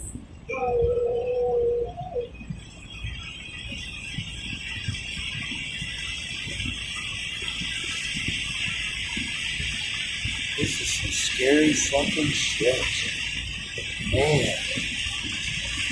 What the fuck is doing, man? We just here hide now. Hoping nothing gets in here and tries to fucking Along eat the us. Korean Peninsula, reports continue to emerge of widespread evacuations from coastal cities. A South Korean military spokesperson confirmed isolated breaches at containment facilities near Incheon, but said operations remain under control. Our Seoul Bureau has not transmitted in over 18 hours. We do have a brief reporting received earlier today from one of our correspondents in the region. The file appears incomplete. Perfume stuff you had. This is Right? You want the rest of it? the city's empty. Military trucks everywhere. They're saying it's not airborne, but people are collapsing in the streets. I don't think anyone's coming. That reporting was received 6 hours ago. Authorities in South Korea have not issued a public statement since.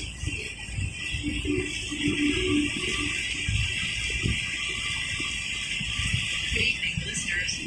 Welcome back to the Midnight Hour. If you're just joining us, we're covering an unprecedented emergency for the nation. Reports started as isolated incidents, scattered, strange encounters.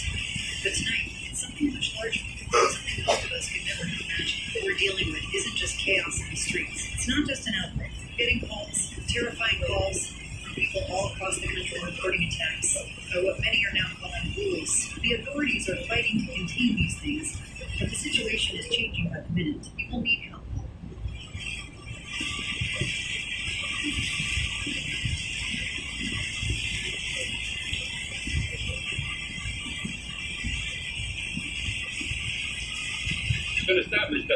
who have recently died have been returning to life and committing acts of murder. A widespread investigation of funeral homes, morgues, hospitals has concluded that the unburied dead have been returning to life and seeking human victims. It's hard for us here to be reporting this to you, but it does seem to be a fact. All persons who die during this crisis from whatever cause will come back to life to seek human victims, unless their bodies are first disposed of by cremation.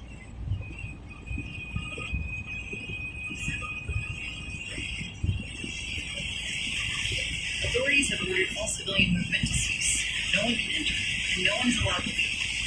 Only authorized military personnel are being permitted within city limits, and entry is closely controlled. The images we're hearing about paint a disturbing picture. Barricaded streets, shuttered windows, hospitals back beyond capacity. The National Guard, despite their best efforts, is struggling to maintain order as resources dwindle and the infected seem to be multiplying. Officials from the CDC and the Department of Defense are working around the clock, but every indication points to things getting worse before they get better. If you have loved ones, I don't have to tell you how difficult this must be. But hold on. We'll keep you updated throughout the night and bring you any new information as soon as we get it. Stay tuned, stay vigilant, and as always, stay safe. We'll be right back.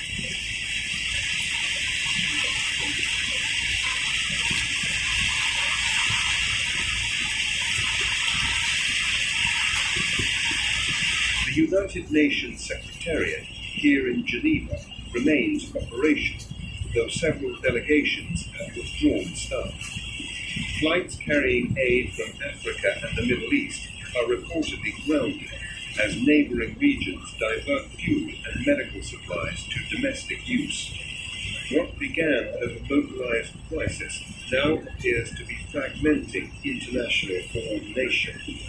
As communication lines falter, many of our correspondents are relaying through amateur operators and shortwave relay stations. If you are listening abroad and you still have the means, please continue to share verified information through recognized channels. You're listening to the world at large. We'll pause briefly. When we return, regional responses and the UN's next steps.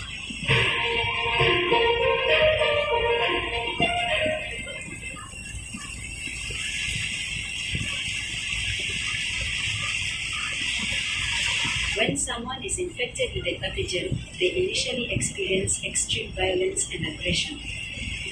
The virus is primarily transmitted through bodily contact. As the infection advances, the individual appears to enter a state resembling death. This is unlike any virus we've seen before. Its ability to remain dormant for days, followed by its aggressive and erratic symptoms, has left us baffled. However, through rigorous genetic analysis, we have identified the individual known as Patient Zero. Patient Zero was a veterinarian who had close contact with infected pets. She unknowingly became a carrier of the virus and, tragically, passed it on to humans.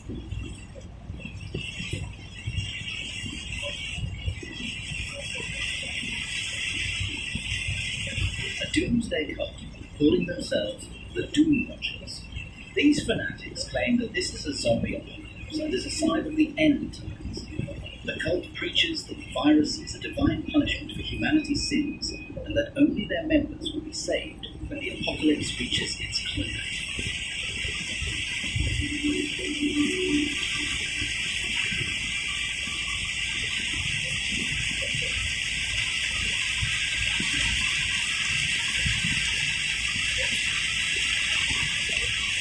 Brothers, sisters, children of the Most High, I tell you, the world is falling. Can you hear it? The ice, the snow, the wind, it carries them, those cursed things that rise from the dead. And why?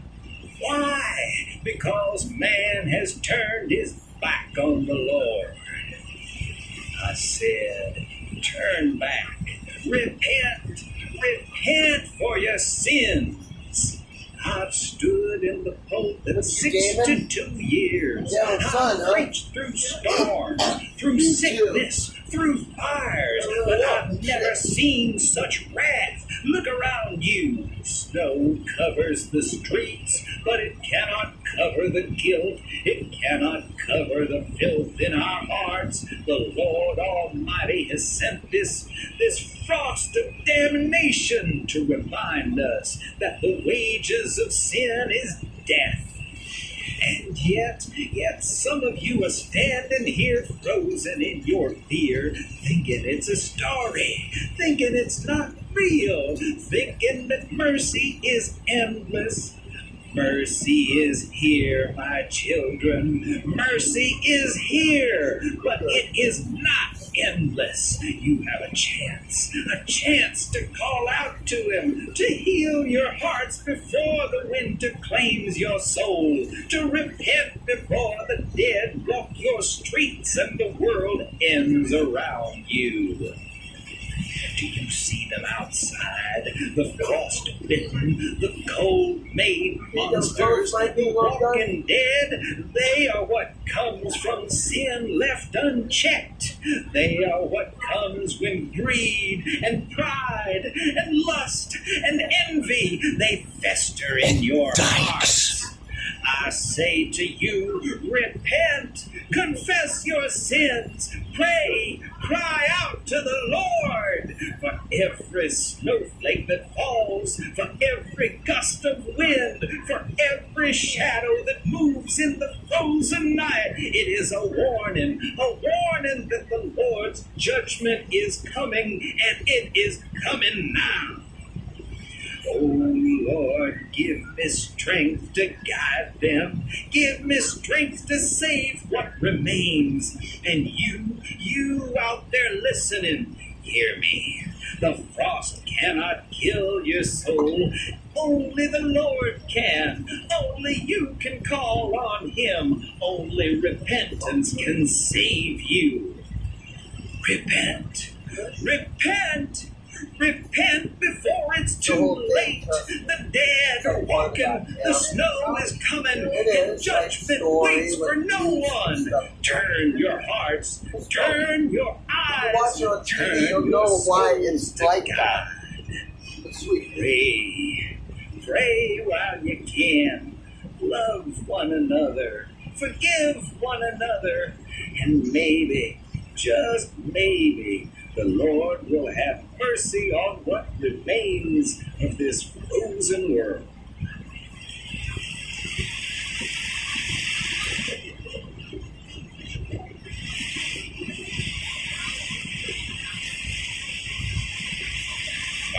What's your emergency? This Texas General Hospital. Something's happening here. Patients are, oh God, they're attacking the staff. There's multiple injuries. People are fighting each other. Man, slow down. What floor are you? Third floor?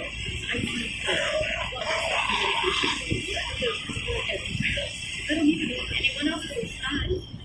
All right. Stay calm. Help is on the way. Safe where you are. I think so. But I can hear them outside. They're pounding on the door. Trying to take one. He just got back up. He was dead.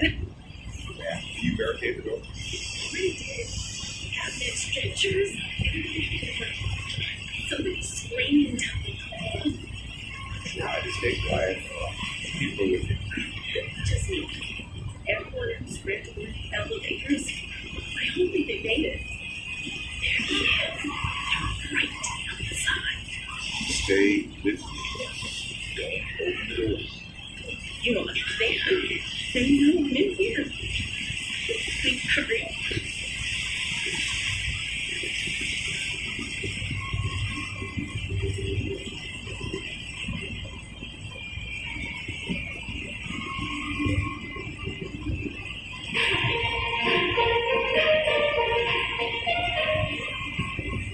Welcome back. The Secretary General's office has confirmed the closure of all UN facilities in New York City following a power failure earlier this evening. Remaining personnel are being relocated to undisclosed sites. In a written statement, the Secretary General urged calm, adding, "The human spirit is not measured by proximity, but by persistence. For now, we continue to report from Geneva. as long as the lights hold. I'm Martin Havers, and this is the world at large. Stay tuned, stay safe. And we remind listeners that this program is being transmitted on delay due to power rationing. Our signal is currently relayed through shortwave stations in Bern, Nairobi, and Buenos Aires. This is the world at large from Geneva. I'm Martin Havers. If you can hear this, you are not alone.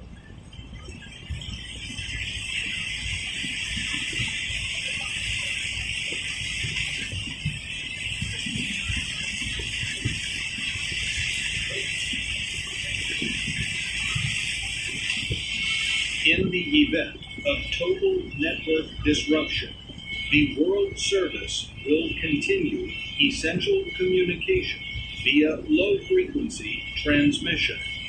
Please conserve energy and avoid unnecessary travel. This message will repeat every hour. Apologies, that was an archival emergency message issued 2 days ago. We appear to be playing back segments out of sequence. Our newsroom here is operating with a skeleton crew.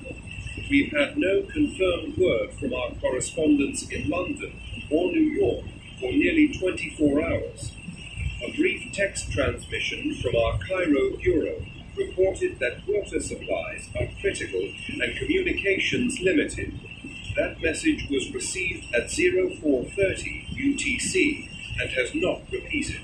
Across continental Europe, movement between cities has slowed to a standstill. Rail lines are empty, highways are blocked, and public messages instruct citizens to remain in designated shelters. Unverified images appear to show the infected being contained in military zones. We cannot confirm these images, and listeners are advised to treat them with caution.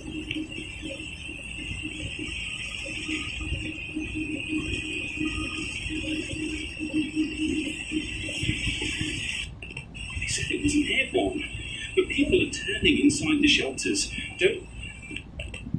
We regret the unauthorized playback. That file was not cleared for broadcast. For those still receiving us, stay calm. Avoid contact with the infected and follow local instructions. Our transmission has been reduced to 1 hour per day due to energy limitations. We are prioritizing updates, medical advisories, and messages of continuity. The following is a recorded statement from Dr. Elaine Patel, senior researcher with the Global Health Coalition, recorded earlier this morning.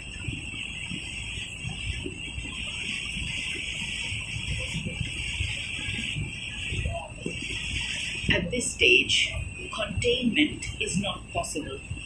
We believe the pathogen has adapted beyond expected mutation cycles. The reanimation phase begins within minutes of cardiac arrest, possibly faster in humid conditions. If you encounter the infected, avoid close contact and do not attempt to help. Humanity must now think in terms of survival, not restoration.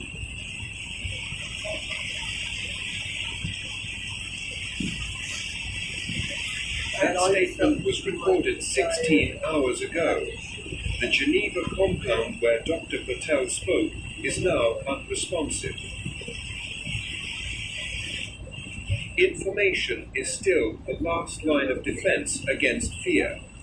You are listening to the world at large.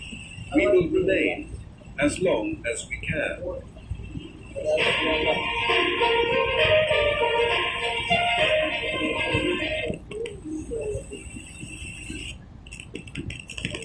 This is the world at large.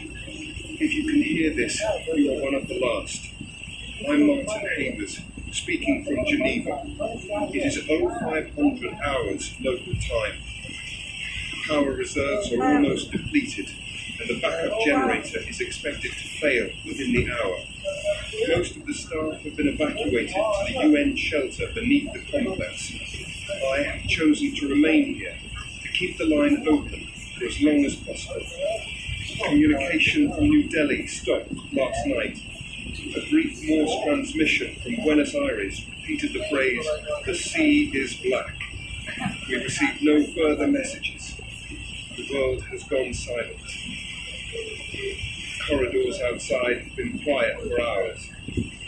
But something earlier. Movement, maybe. Could be the wind. Could be someone left behind. There's no one left on the comms network. Control room doors are sealed. I've been told help won't come.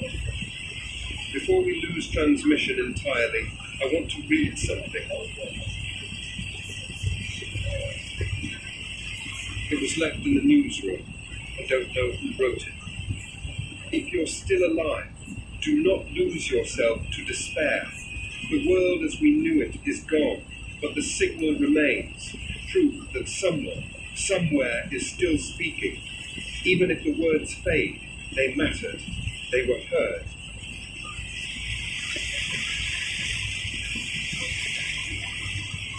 I think that's all any of us can ask for. This will likely be our final broadcast.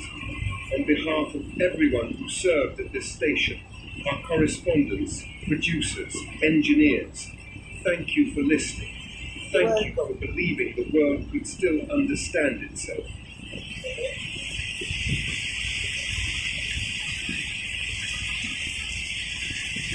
Wherever you are, keep the light.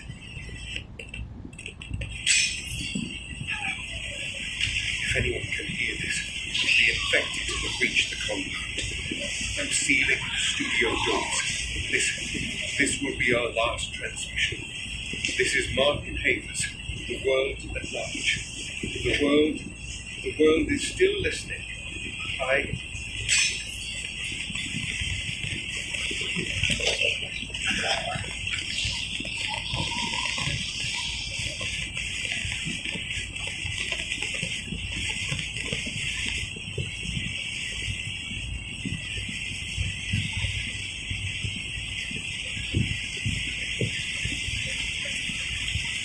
Whoever might be out there listening. My name is Sarah, and I don't know where else to turn. My brother, Alex, has been missing since this whole nightmare began. I don't even know if he's still out there. Alex is everything to me. We've been through everything together. He's the reason I'm still fighting. He's out there somewhere, I know. We always promise to look out for each other. If anyone has seen him, heard from him, anything, please let me know. We used to have I will send smoke signals all the way to India. I'll let you know, my friend. It's not far from here, but I'm scared to go alone. I won't give up on him. He's not just my brother. He's my fifth wife. And I can't bear the thought of losing him to this virus. I don't know what to do, but I won't stop looking until I find him. He's my family, and family is everything. If anyone knows anything, please reach out. I'm broadcasting on ACB radio. ACDC radio? Wow. My brother back. We're all we've got left in this world.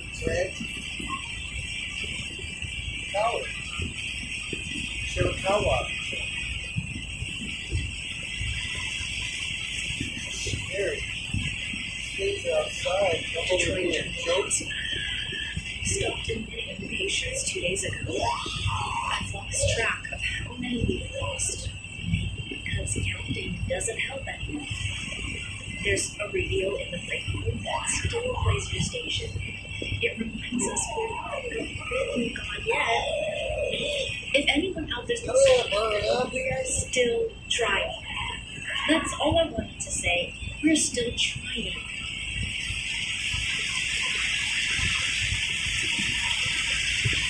Dear Ava, if this reaches you, I just want you to know you're home. It's all right. Your mother's garden is still growing. The Moses came in early this year. Every morning, we give it your last message before going to the day. He said, "Don't worry now. just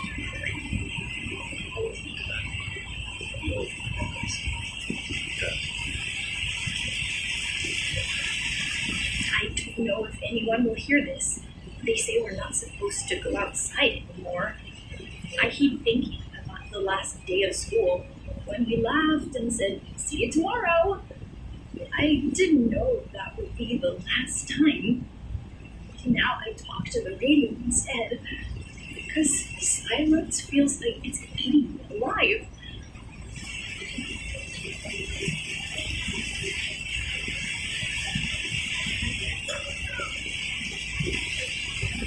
I am quoting the key.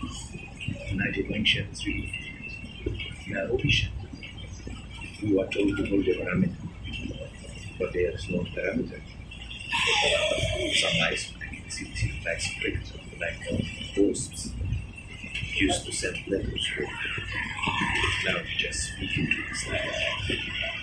If anyone finds this recording, tell them we tried looking for what we could. Tell them we didn't forget who we were.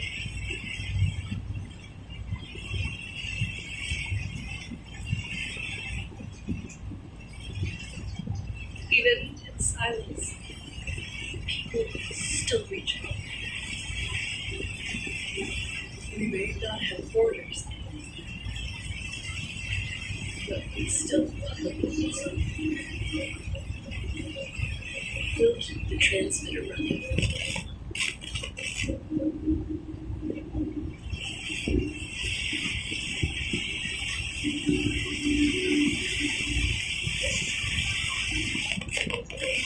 This is Harold Fleck, it's left of them, bringing you the morning forecast. Well, it's not morning, and I suppose the forecast doesn't matter much anymore. For those still tuned in, skies are mostly gray with intermittent screams from the north. Winds from the west carrying smoke from what used to be the city.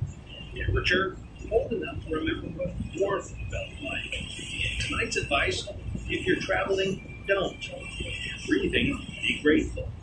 We'll see you whenever we see you.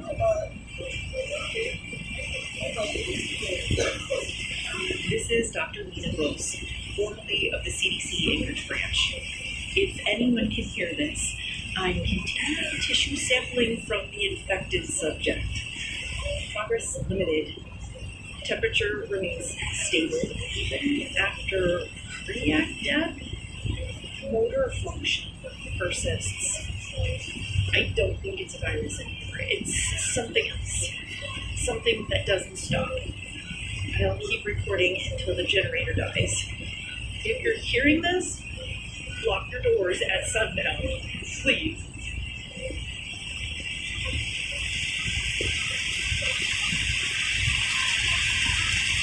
This is Jacob broadcasting from somewhere along Highway 19. Used to play bars, used to play anywhere, live enough there. Now it's just me and the radio. Figured out.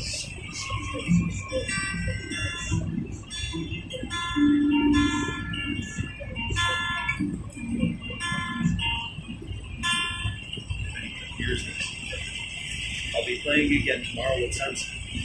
Same frequency. Maybe someone out there still wants to listen.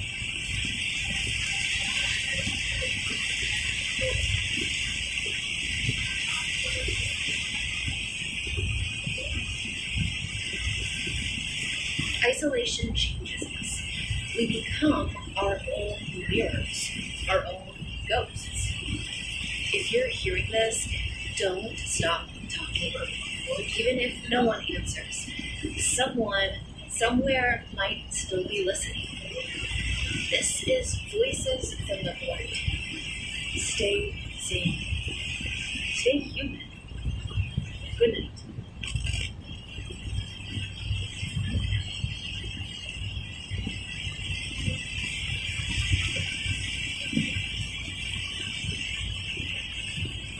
I used to be the head librarian in Boston.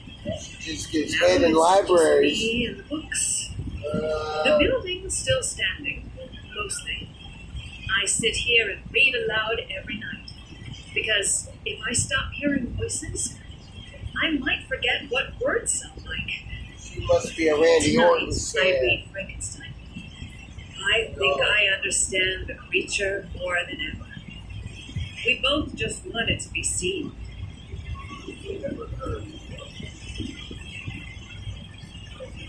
This is Staff Sergeant Dean Morris. I've been ordered to hold a checkpoint near Camp 13. It's going to be 5 days. I swear I hear footsteps, but it's just the wind through the wire. Start talking to the sandbags. Oh, one of them here is a good listener. Anyone's out there, please respond. Even if you're gone, just make a sound.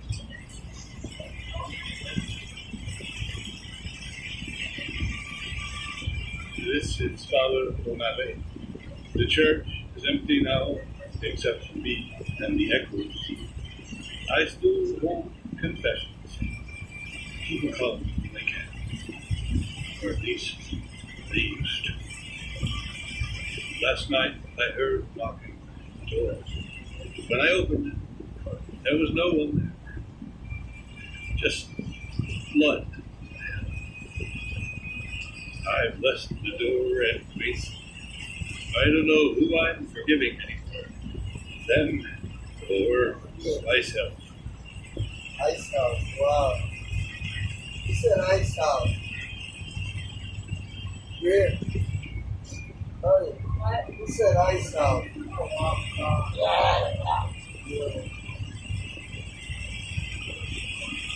My name's Aaron, apartment 12B. There's no power anymore, but I found this recorder in the lobby. I keep talking because if I don't, I'll forget who I am. I write notes on the walls, names of everyone I remember. Sometimes when I wake up, some of the names are crossed out, and I don't remember crossing them out. Maybe I'm the impatient. Maybe it's not outside anymore.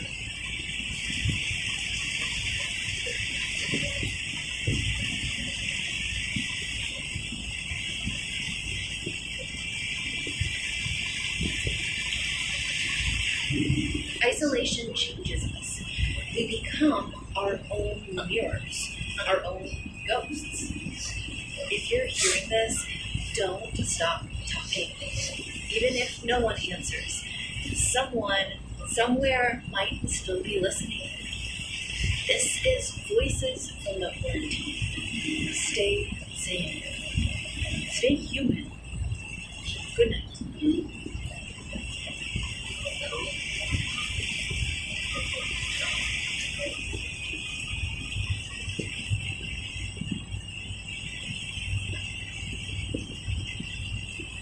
This is Voices from the Quarantine. Day 49 or 15. I've lost count. Most of the relays are down. Our signal doesn't reach far anymore. Maybe only a few blocks. But if someone's out there, even one person, I'll keep talking until the light goes out. Tonight's program is our last. We call it The Last Step.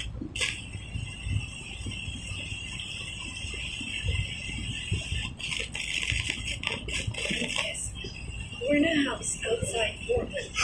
The roads are gone, the phones keep cutting out. My son, Leo, he says he misses his friends. He's only 7. He doesn't understand why no one answers him back. You're dead. If you're anyone, just tell him he's not alone. Tell him. Please. I'm Leo.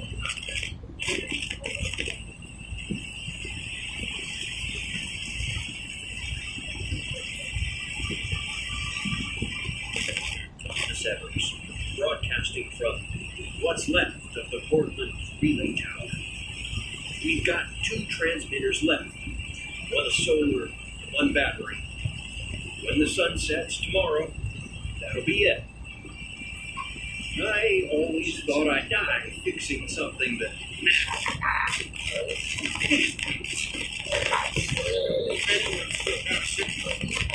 There's a reason I kept the lights on this long. Every hour.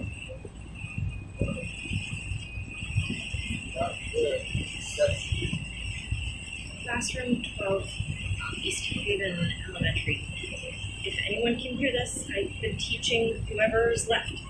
5 kids. We still do roll every morning. Sometimes they answer, sometimes they don't. Today, we learned about constellations. I told them when they look up at night, they're seeing the same stars over. They asked if anyone else is looking back. Live to Jeff Caro at Birch Hollow Stadium, where fans have gathered for what's shaping up to be an unforgettable December bowl game between the Michigan Ridge Runners and the Ohio Timberwolves. Jeff, how's the atmosphere out there tonight? Thanks, Ron. It's electric out here. Despite the freezing temps, these fans are fired up. You can see their breath in the air, steam rising off the field, everyone bundled up. Here's a classic winter matchup, and the Ridge Runners just took an early lead. Ron, hang on. Something's happening down here in the north stands. I can't quite...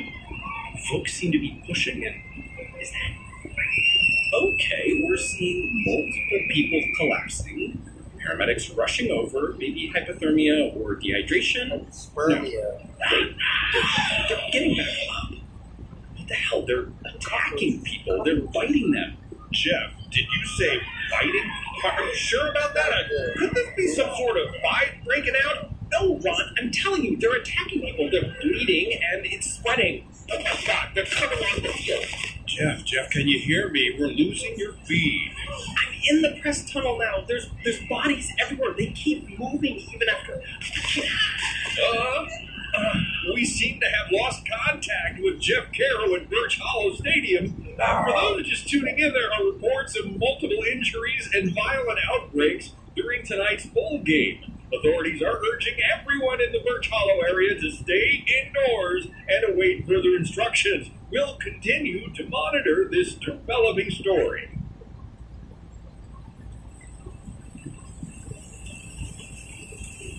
Hello? Hello, is this 911? There's a man outside my house. He's just standing there in the middle of the street. His clothes are torn, and he's covered in blood. Ma'am, is he armed or threatening anyone? He's not saying anything.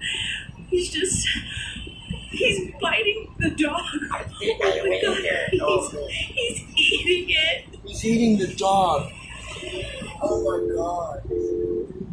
Is its name Opie? Wow, you can hear music in the background bumping. I have all the drug dealers here. Good evening. I'm Karen Holt, and this is your 6 o'clock news on WBRD, Channel 7. Wow. It's been a cold start to December here in northern Michigan, with snow totals hitting record highs for this early in the season. State officials are urging residents to limit unnecessary travel as another winter storm makes its way across the Great Lakes region tonight.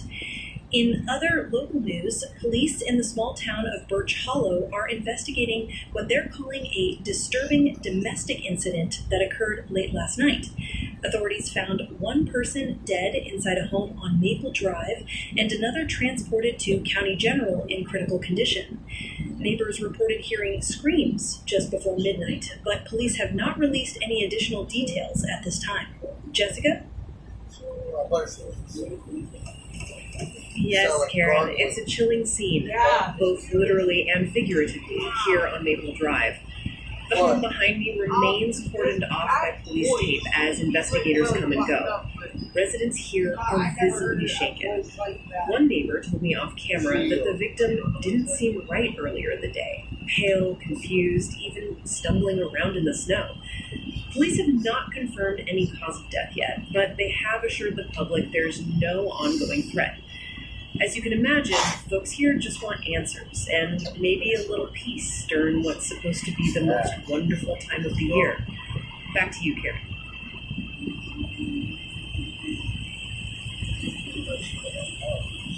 Thank you, Jessica. Certainly a strange and tragic story out of Birch Hollow tonight. We'll continue to update you as more details become available. When we come back, snowfall totals, holiday travel advisories, and tips to keep your pipes from freezing this winter. Stay with us. You're watching WBRD, your home for local news.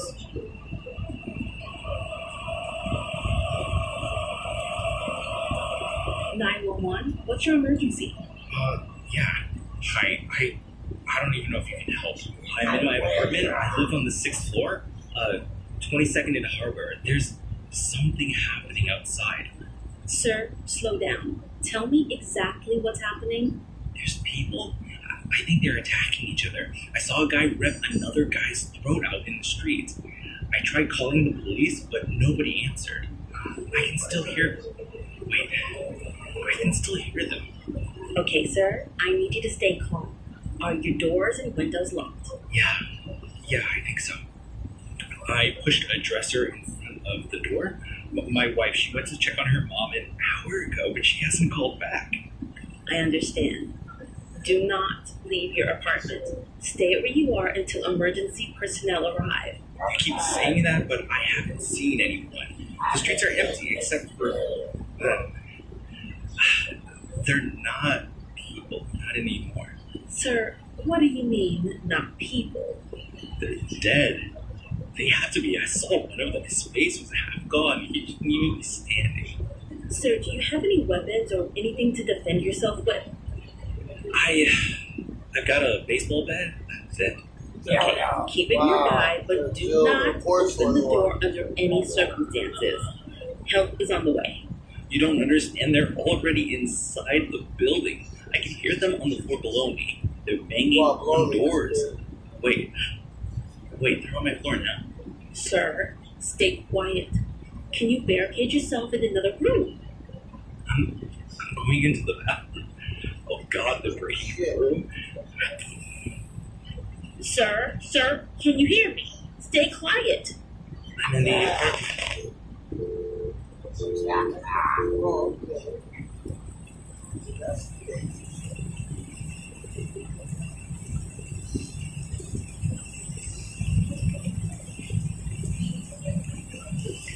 Good morning. It's 7 a.m. and you're watching WBRD Channel 7 News. I'm Karen Holt, here with your headlines for this chilly Tuesday morning. Overnight snowfall has blanketed most of northern Michigan, with temperatures dipping below zero in some areas. Road crews are still working to clear the main routes, and officials are warning that black ice could make your morning commute hazardous. In local news, authorities have released new details regarding that strange and tragic incident in Birch Hollow yesterday. The surviving victim, still in critical condition, has been transferred to a secure medical facility operated by Nord Farm Industries, one of the region's largest employers. Police have not stated why the patient was moved, but Nord Farm's spokesperson says the transfer was made for medical containment and observation. Yes, Karen. Nord Farm's research campus, located about 10 miles outside of town, has been the subject of quiet rumors for years. Everything from advanced flu vaccines to classified military contracts. Company officials say the facility is, quote, fully compliant with federal health standards, and that the transfer was purely precautionary. Still, locals we spoke to are uneasy. Every time something strange happens around here, that company's name pops up. Everybody knows what they're really doing out there behind those fences. Nord Farm employs over 200 residents in Birch Hollow and has recently expanded its medical testing operations, citing a new antiviral serum in early development. The company denies any link between its work and the Birch Hollow case, calling such speculation, quote, irresponsible and unfounded.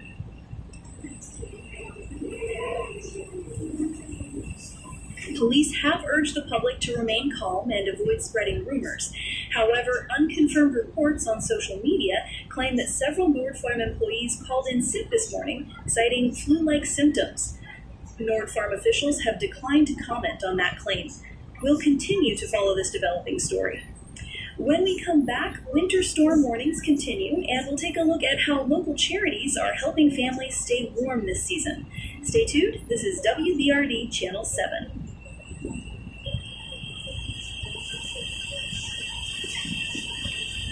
(911) What's your emergency? Yeah, I'm at the gas station on 12th and Maple.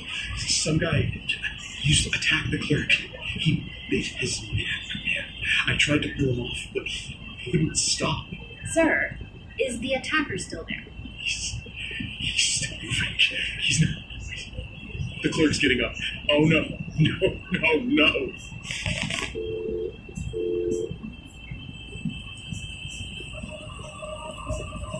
It's been a busy day here across the county, with several unusual events keeping local authorities on their toes. Officials are assuring residents there's no reason for alarm, though it seems like the winter cold isn't the only thing spreading this week.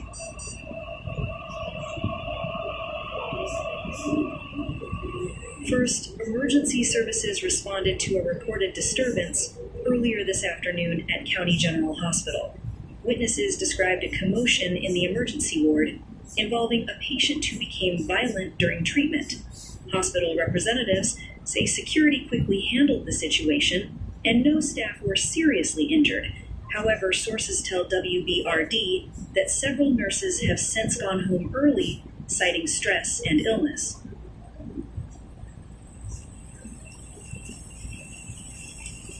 In a separate story, local animal control officers are investigating a rash of aggressive wildlife sightings on the outskirts of Birch Hollow and neighboring towns. Residents have reported raccoons, dogs, and even deer acting erratically, approaching homes, foaming at the mouth, and not responding to deterrence.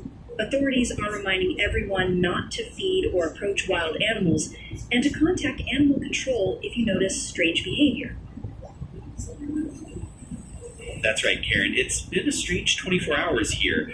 Earlier today, we spoke with a local resident who says she saw 2 coyotes attacking each other right in her driveway, something she's never seen before.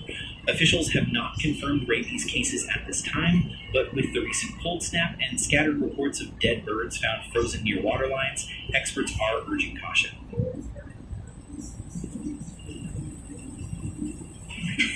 Between the flu, the cold, and now angry coyotes, it's shaping up to be quite the December here in Birch Hollow. And if that wasn't enough, residents near the Nord Farm Research Facility have reported seeing increased security patrols around the perimeter last night.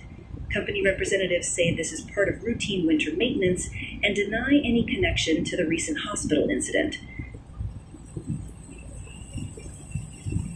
Either way, folks, stay warm, stay safe, and maybe double check that your doors are locked tonight. The weather and everything else seems to be getting a little stranger.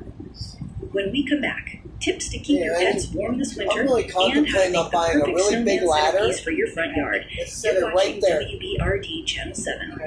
Outside that window. In case something stupid happens, we're going down the ladder. Do you know how to go up and down a ladder?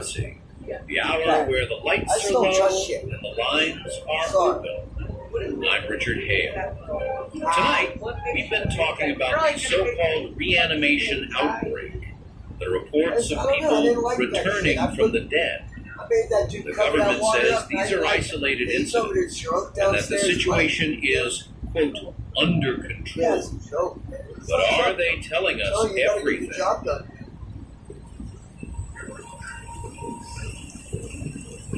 Let's go to the lines. Samantha from Wichita, you're on the air. Hi, Richard. Thanks for taking my call. I've been following this since last month, and I don't care what they say on the news. This didn't start last week. They've known about this for years. That's a strong claim, Samantha. When you say they, who exactly do you mean? The government, the military, maybe the CDC, I don't know. But my cousin was stationed in South Korea near those old bio research sites. She told me, and this was 2 years ago, that they were testing some kind of neurological stimulant on cadavers. Dead bodies. Dead bodies, Richard.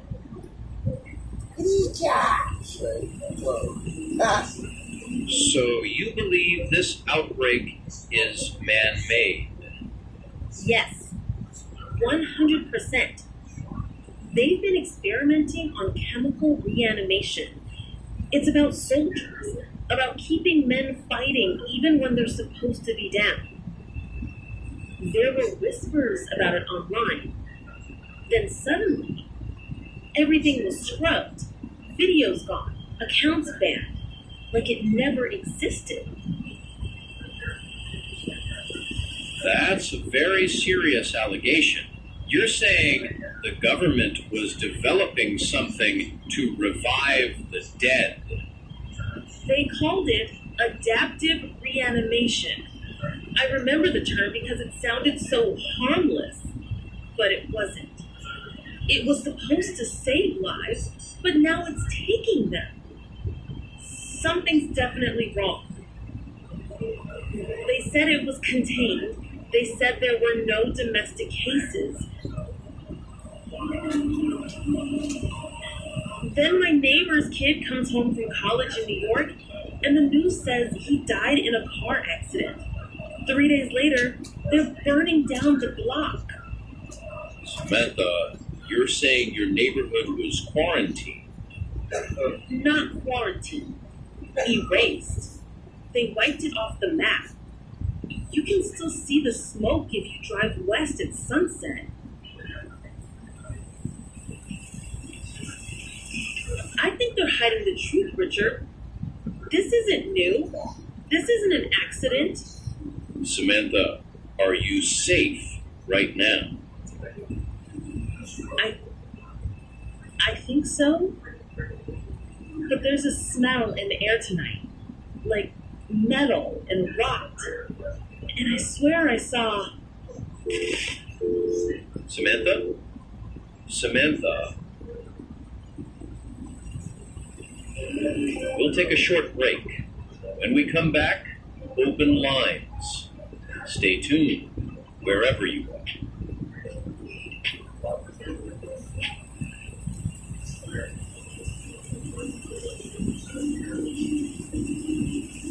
Good morning, it's 8:12 a.m. and this is WBRD Channel 7 News.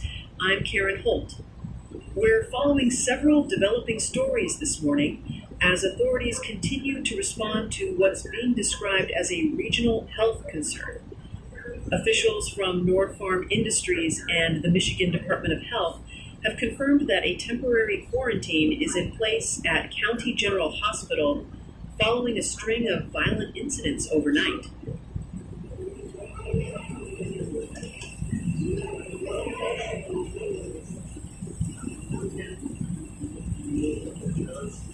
At this time, we are treating this as an isolated outbreak. The illness appears to spread through direct contact with infected fluids, but again, we want to emphasize that the situation is under control. There is no need for public panic. Hospital staff are being screened for what's described as a severe viral infection. We received reports that several nearby clinics have closed unexpectedly this morning, citing a lack of available staff. Nord Farm spokesperson released a statement just moments ago claiming that their facility remains fully operational, though a shipment of experimental antivirals has been recalled from regional hospitals as a safety precaution.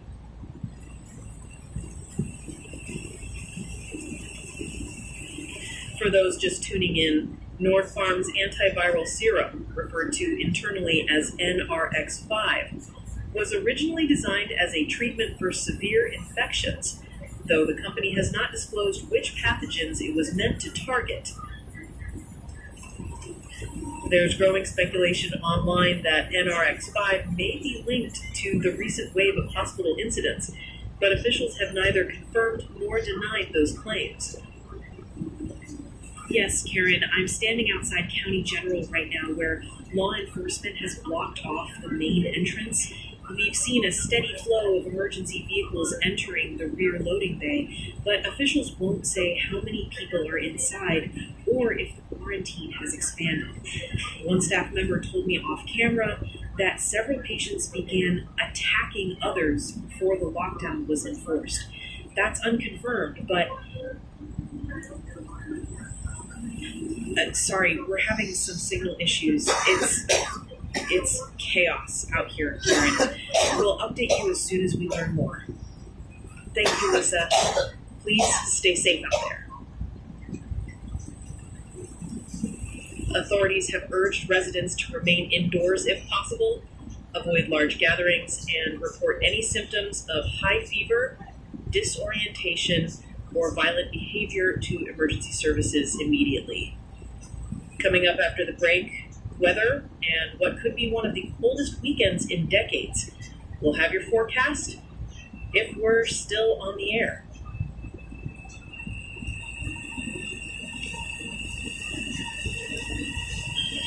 Good evening. You're watching WBRD Channel 7. I'm Karen Holt. We begin tonight with breaking updates from the ongoing health situation in Birch Hollow and surrounding counties. Officials now confirm that at least 3 hospitals across the region have gone into lockdown after what authorities are calling a series of coordinated medical emergencies. Local police and National Guard units have been deployed to assist with medical transport and crowd control. According to North Farm Industries, their antiviral compound, NRX5, is not responsible for the recent string of violent incidents, calling online speculation dangerous misinformation. However, leaked documents circulating on social media suggest the drug was undergoing human trials without full FDA clearance. Yes, Karen, I'm standing near the North Farm Research Complex just outside of Birch Hollow. The entire facility is now surrounded by state police, and we can see heavy trucks and armed personnel entering the gates.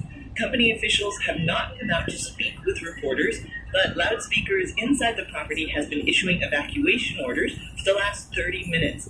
Residents nearby have been told to stay in their homes and keep doors locked. Many say they've seen figures moving through the woods behind the complex, possibly employees, or we're not sure. It's hard to tell in this weather. Thank you, Lisa. Please use caution and stay safe out there. For our viewers just joining us, we are advising everyone in the Birch Hollow and Haven areas to avoid travel tonight. Authorities say temperatures are expected to drop to minus 12 degrees with whiteout conditions in some areas.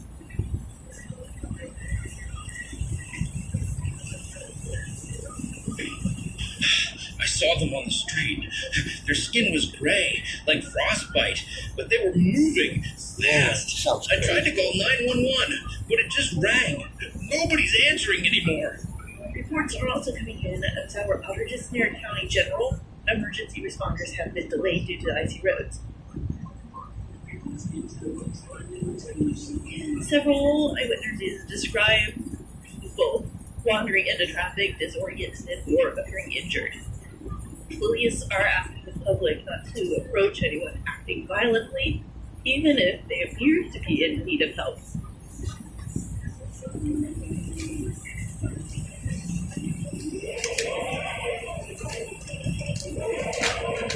This is WBRD Channel 7 News. It's just past midnight, and we're continuing our live coverage of what state officials are now calling a localized biological incident.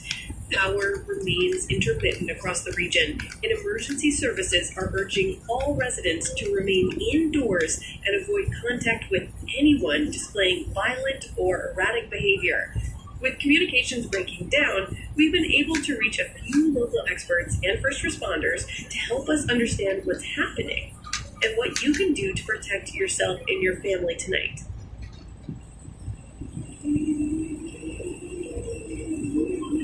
This isn't the flu. It isn't rabies. We're dealing with something new. Patients come in disoriented, extremely ill, sometimes with bite wounds or deep scratches. Sedatives don't work, and they don't respond to pain. Their blood coagulates almost instantly. We've lost control of several wards. Whatever this is, it spreads through contact. I repeat, do not approach anyone showing these symptoms. Doctor, are these cases connected to Nord Farm's antiviral trials? I can't say officially. But if you're asking whether something experimental could have gotten out, then yes, that's possible.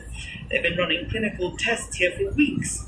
We warned them we weren't ready. Listen, folks, we're doing what we can. Main roads are blocked with abandoned cars, and we've got people panicking, looting pharmacies, even firing shots at each other.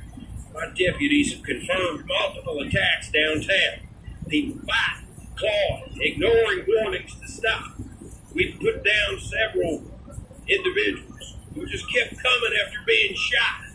I don't know how else to say it. Stay inside, and if someone tries to break in, defend yourself.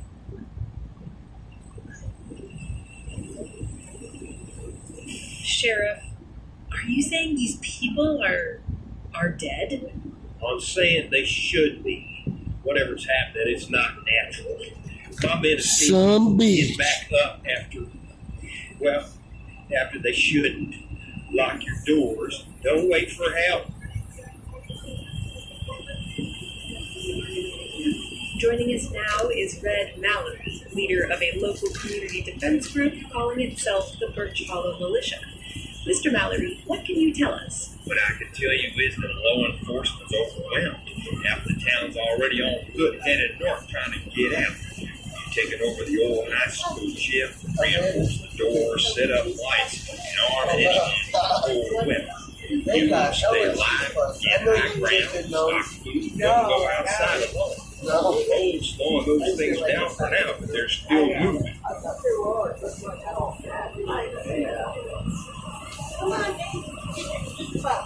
Are you certain about what you're describing?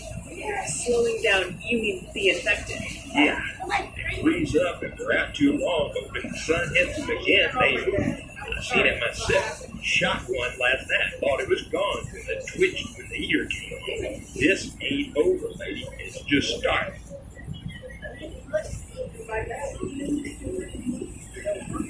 You heard it here. Multiple sources confirming violent outbreaks across the county, a possible containment failure, and civilian defense groups forming. We urge everyone to remain calm, stay inside, and listen for emergency alerts.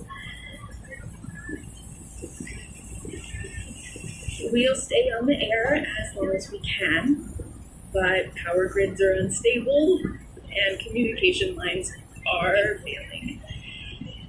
If you're listening, you're not alone.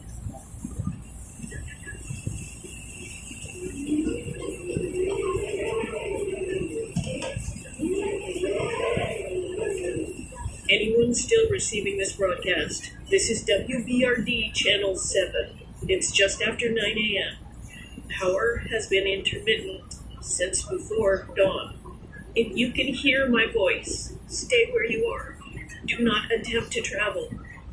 Local authorities are no longer responding to calls.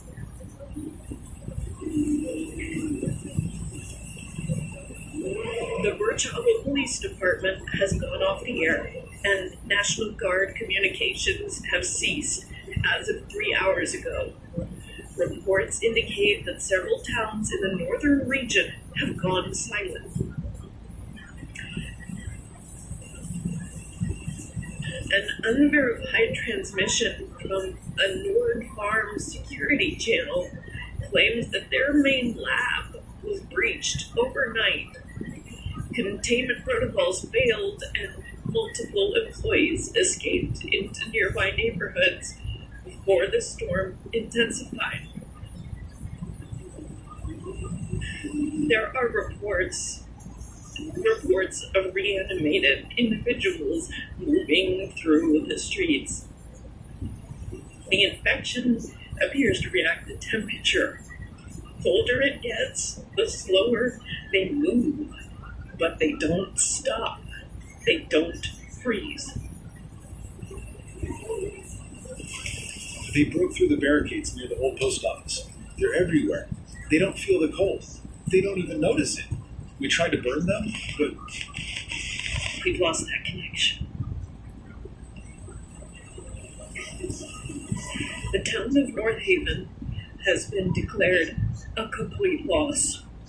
If you're in the area, find shelter. Basements, attics, anywhere you can barricade yourself from the cold and the infected.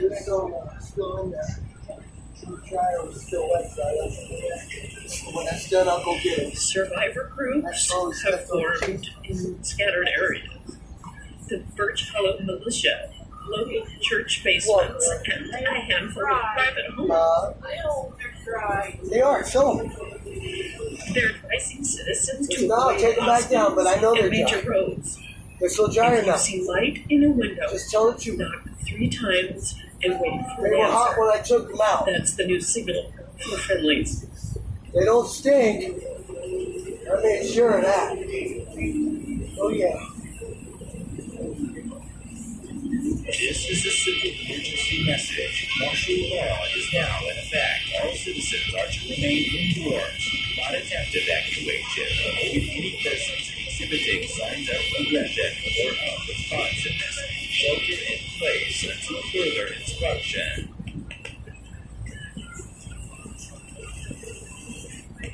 There is no instruction coming. Are they good, If honey? anyone's listening, please Swear. remember, light draws them in. Sound draws them faster. The snow muffles their movement, but not for long. Stay quiet. Stay warm. And if you pray, that would be the time. This is WBRD, Channel 7, signing off until further notice. God help us all.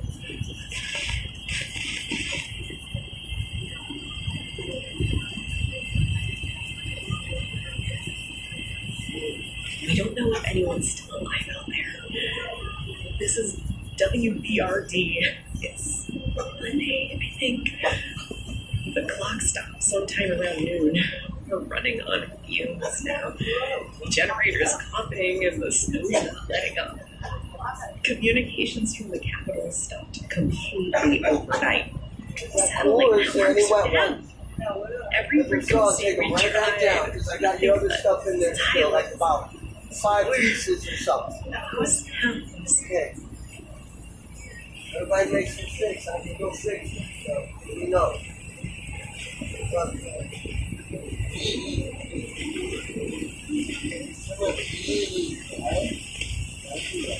We keep hearing movement near the parking lot. Footprints in the snow. Sometimes they circle the building. We don't go near the windows anymore.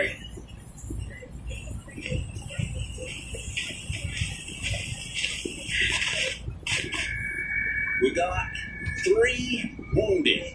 Half the town's gone. The roads are impassable.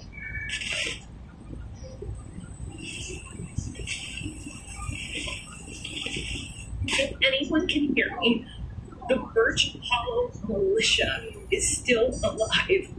They're holed up near the water treatment plant. Repeat, the militia is still alive. Avoid the riverbank. They're not answering anymore. We believe the pathogen was modified at the Nor Farm facility. It reacts to certain hormones post-mortem, reanimating motor functions. The colder the environment, the longer it preserves tissue. It's using the core to survive. We didn't play that to scare anyone, but if that's true, if the cold is keeping them moving, then we might be looking at a permanent winter. Something just hit the east door. We've barricaded it with desks, but... This is James. I made it to the roof. can see the smoke from North Farm all the way to the horizon. There's movement everywhere. They're coming up the hill. Anyone's left, you need to. James? James?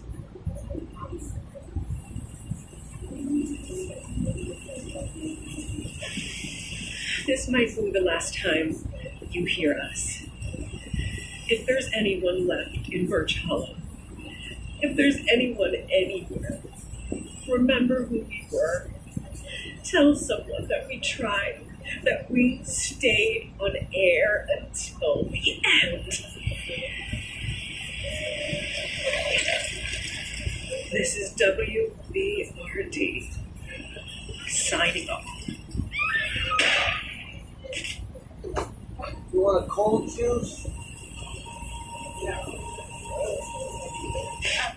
This is WBRT, or what's left of it. I'm filling in for Karen. She's not here anymore.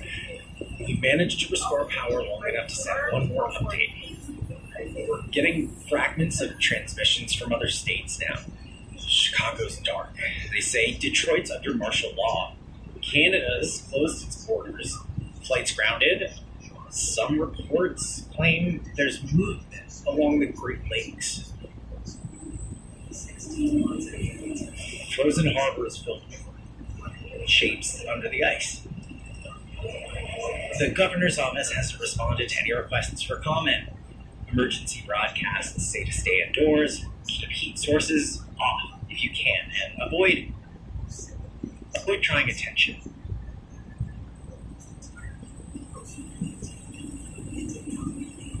The infected are freezing solid in some places, but when the wind dies down, they start to move again.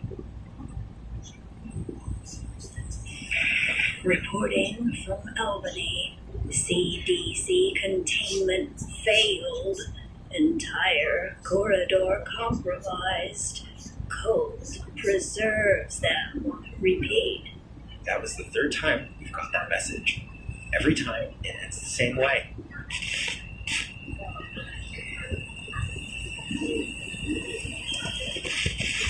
Lost the town line. Roads frozen, abandoned cars. Some of the militia made it to the elementary school. They're using the gym as a shelter, but we can't hold out much longer. We're almost out of fuel. Any word from Nord Farm? The facility's gone.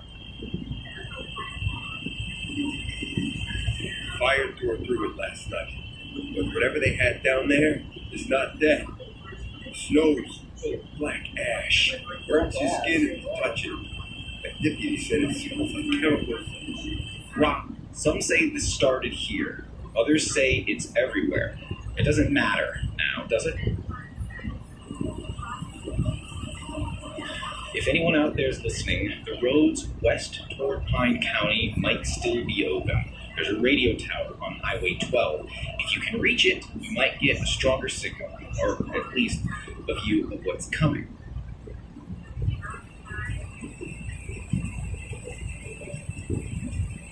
Wait, there's movement in the sky. Lights. Could be military. Could be... They're bombing the river. Well, that's all. They're trying to Get your clothes out of that basket by any chance? I'm going to use that to grab the rest. It started right here. Birch Oh, Hollow. no, whenever you Just get a them out. name on a No map. rush. A piece was asked. Stay warm, stay quiet, and if you hear them in the snow, don't let them see you move.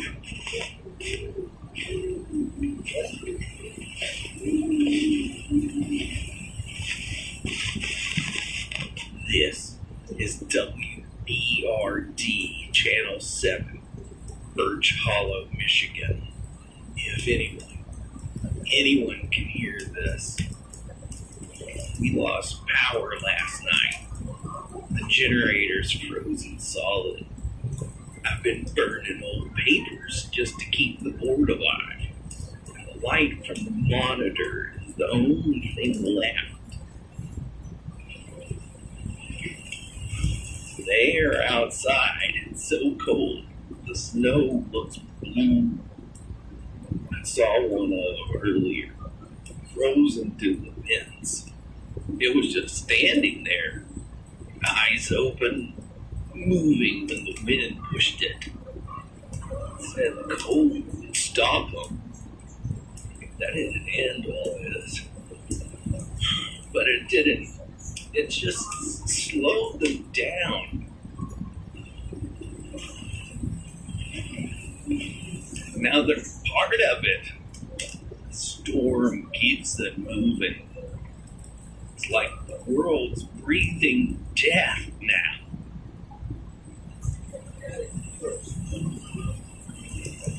I don't think anyone's left in Birch Hollow. No guards, smoke, just snow. Everything's buried now. The town, the station, all of it. If someone ever finds this tape, tell them it started here with the coal, with the North Farm.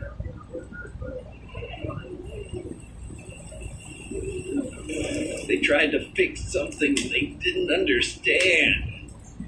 Tried to make us stronger. Instead, they made us stay. It does? What does? There's nothing I can do. I keep thinking about the Christmas lights downtown. Let me see that. The ones they never took down. They're still there, under the snow. Maybe they'll shine again when thaw comes. It's all that. It's just not. It's just like it's the one They found the station. I can see them through the window, frost on their skin. Slow. If you're out there, don't come forward.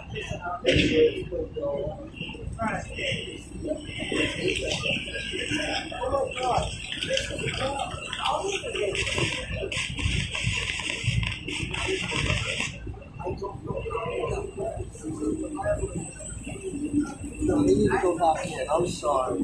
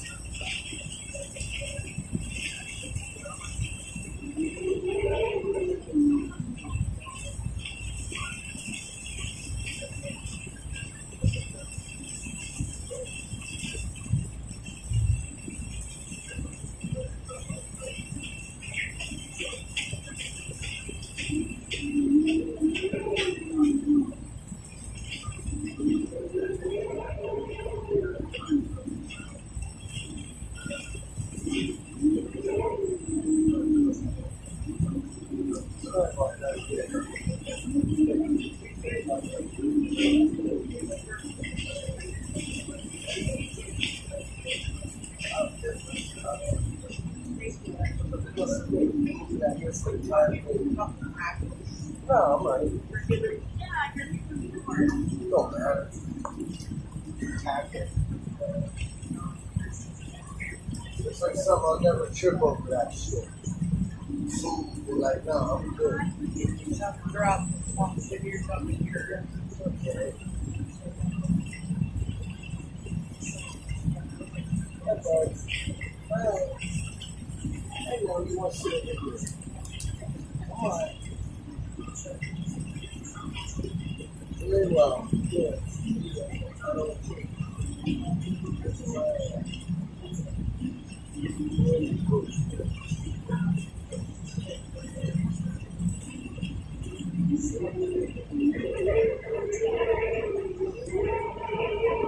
He wants me to pay attention to him, like This is Sheriff he's over here Daniel now. Brooks. We can meet guys and say, If you're hearing this, I reckon you already know. The town's gone. Power grid's done. Phones are dead. State no, but police he's ain't seen I'm coming. ready to go after him when he walked away. I start playing, and he walks back over here trying to hop on my lap. I've been on this job 27 Man, he's years. something else, dude. Broke up bar fights, pulled kids out of ditches. Hell, even chased off the occasional bear or two. But I ain't never seen nothing like this. You shoot them, they keep walking. You burn them, they scream, but they don't stop.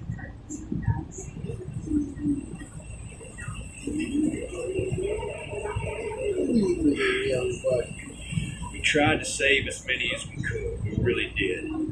If anyone's still out there, head north, past Route 9, avoid downtown. That's where it started, near the old Birch Med facility. They said it was a pharmaceutical research site. I've been hearing chatter for months. Strange trucks, late night shipments, folks disappearing.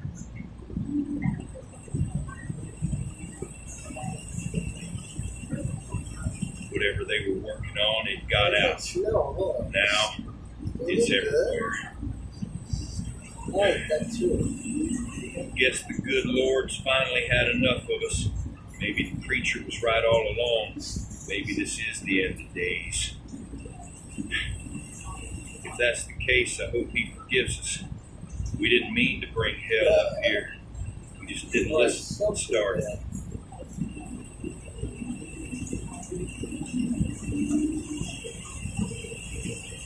All right. If anyone's hearing this, keep moving. Don't trust the silence. Don't open no doors you don't have to.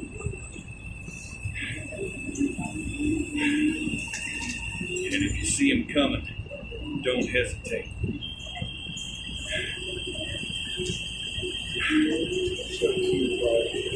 This is Sheriff Royce, signing off.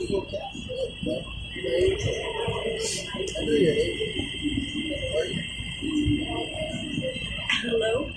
Please, I don't know if this is even working. My name's Mara. I'm at St. Michael's Church. It's the last place we could find, the only place. We barricaded the doors, nailed boards over the windows, piled chairs in front. It's not enough. It's never enough. They're out there. Yeah. Against the doors. I can hear them scratching, banging, moaning. There's at least 20 of them, maybe more. I don't know if we can hold them. I don't know.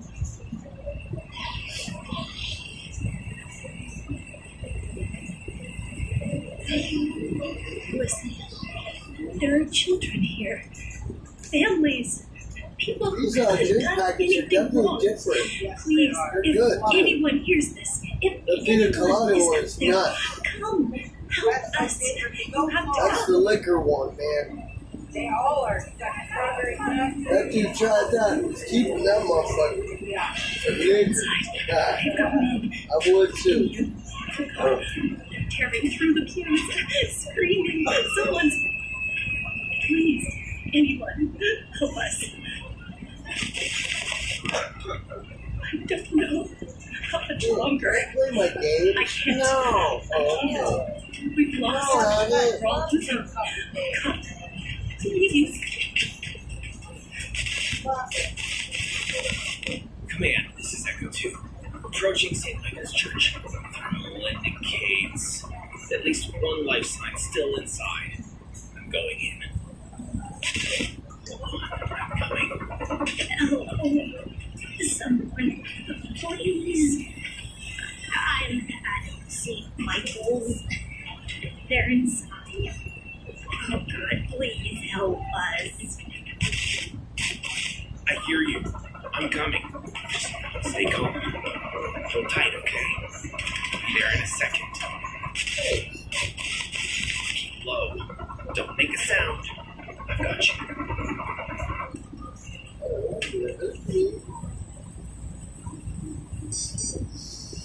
Command, this is Echo 2. We've secured the package. Repeat, samples BHL3 and BHL4 in hand. Echo 3 is KIA. Whole block's gone silent.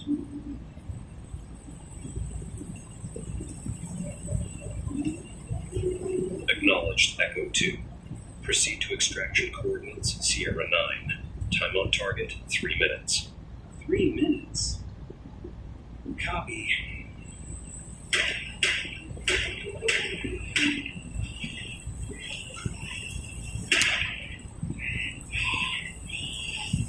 Command, be advised, area is not secure.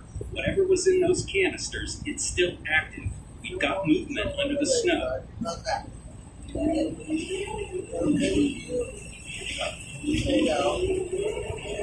Cigarette.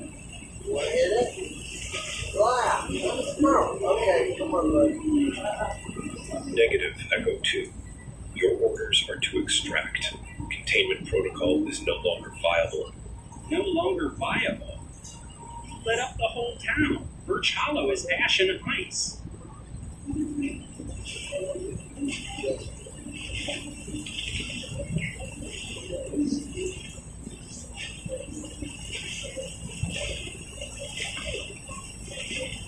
Collateral assessment will be conducted post-mission. Your focus is the cargo. Coming back on my lap, aggressive. Wow, you're funny.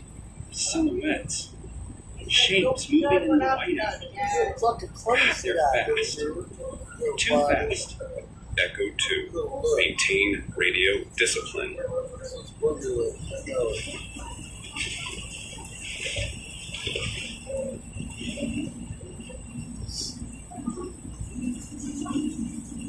You are 30 seconds from pickup. Confirm package integrity. Package is sealed. One vial cracked. Minor leakage. At triple bagged.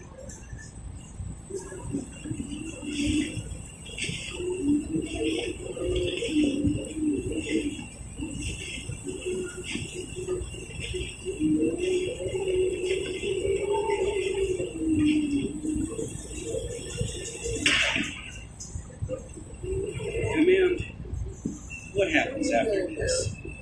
Extraction will return you to Facility Delta for debriefing. Samples will be transferred for analysis.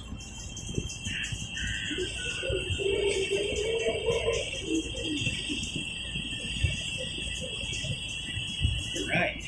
Analysis. Like the last time.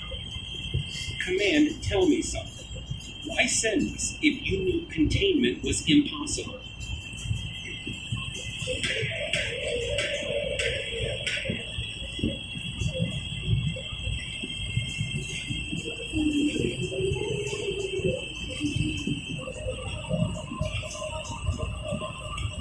Echo 2. Mission success supersedes operational losses. The board appreciates your service. Yeah, sure, I do.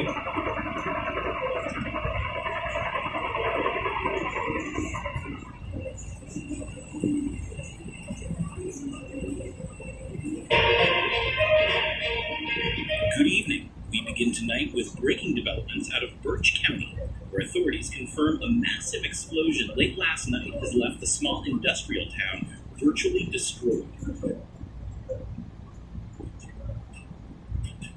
There. What's going on out there? 7:42 p.m. Cold wind blowing from the north. Can't see the stars anymore. I'm Jake Morgan. You're listening to what's left of WCED. You've been fucked!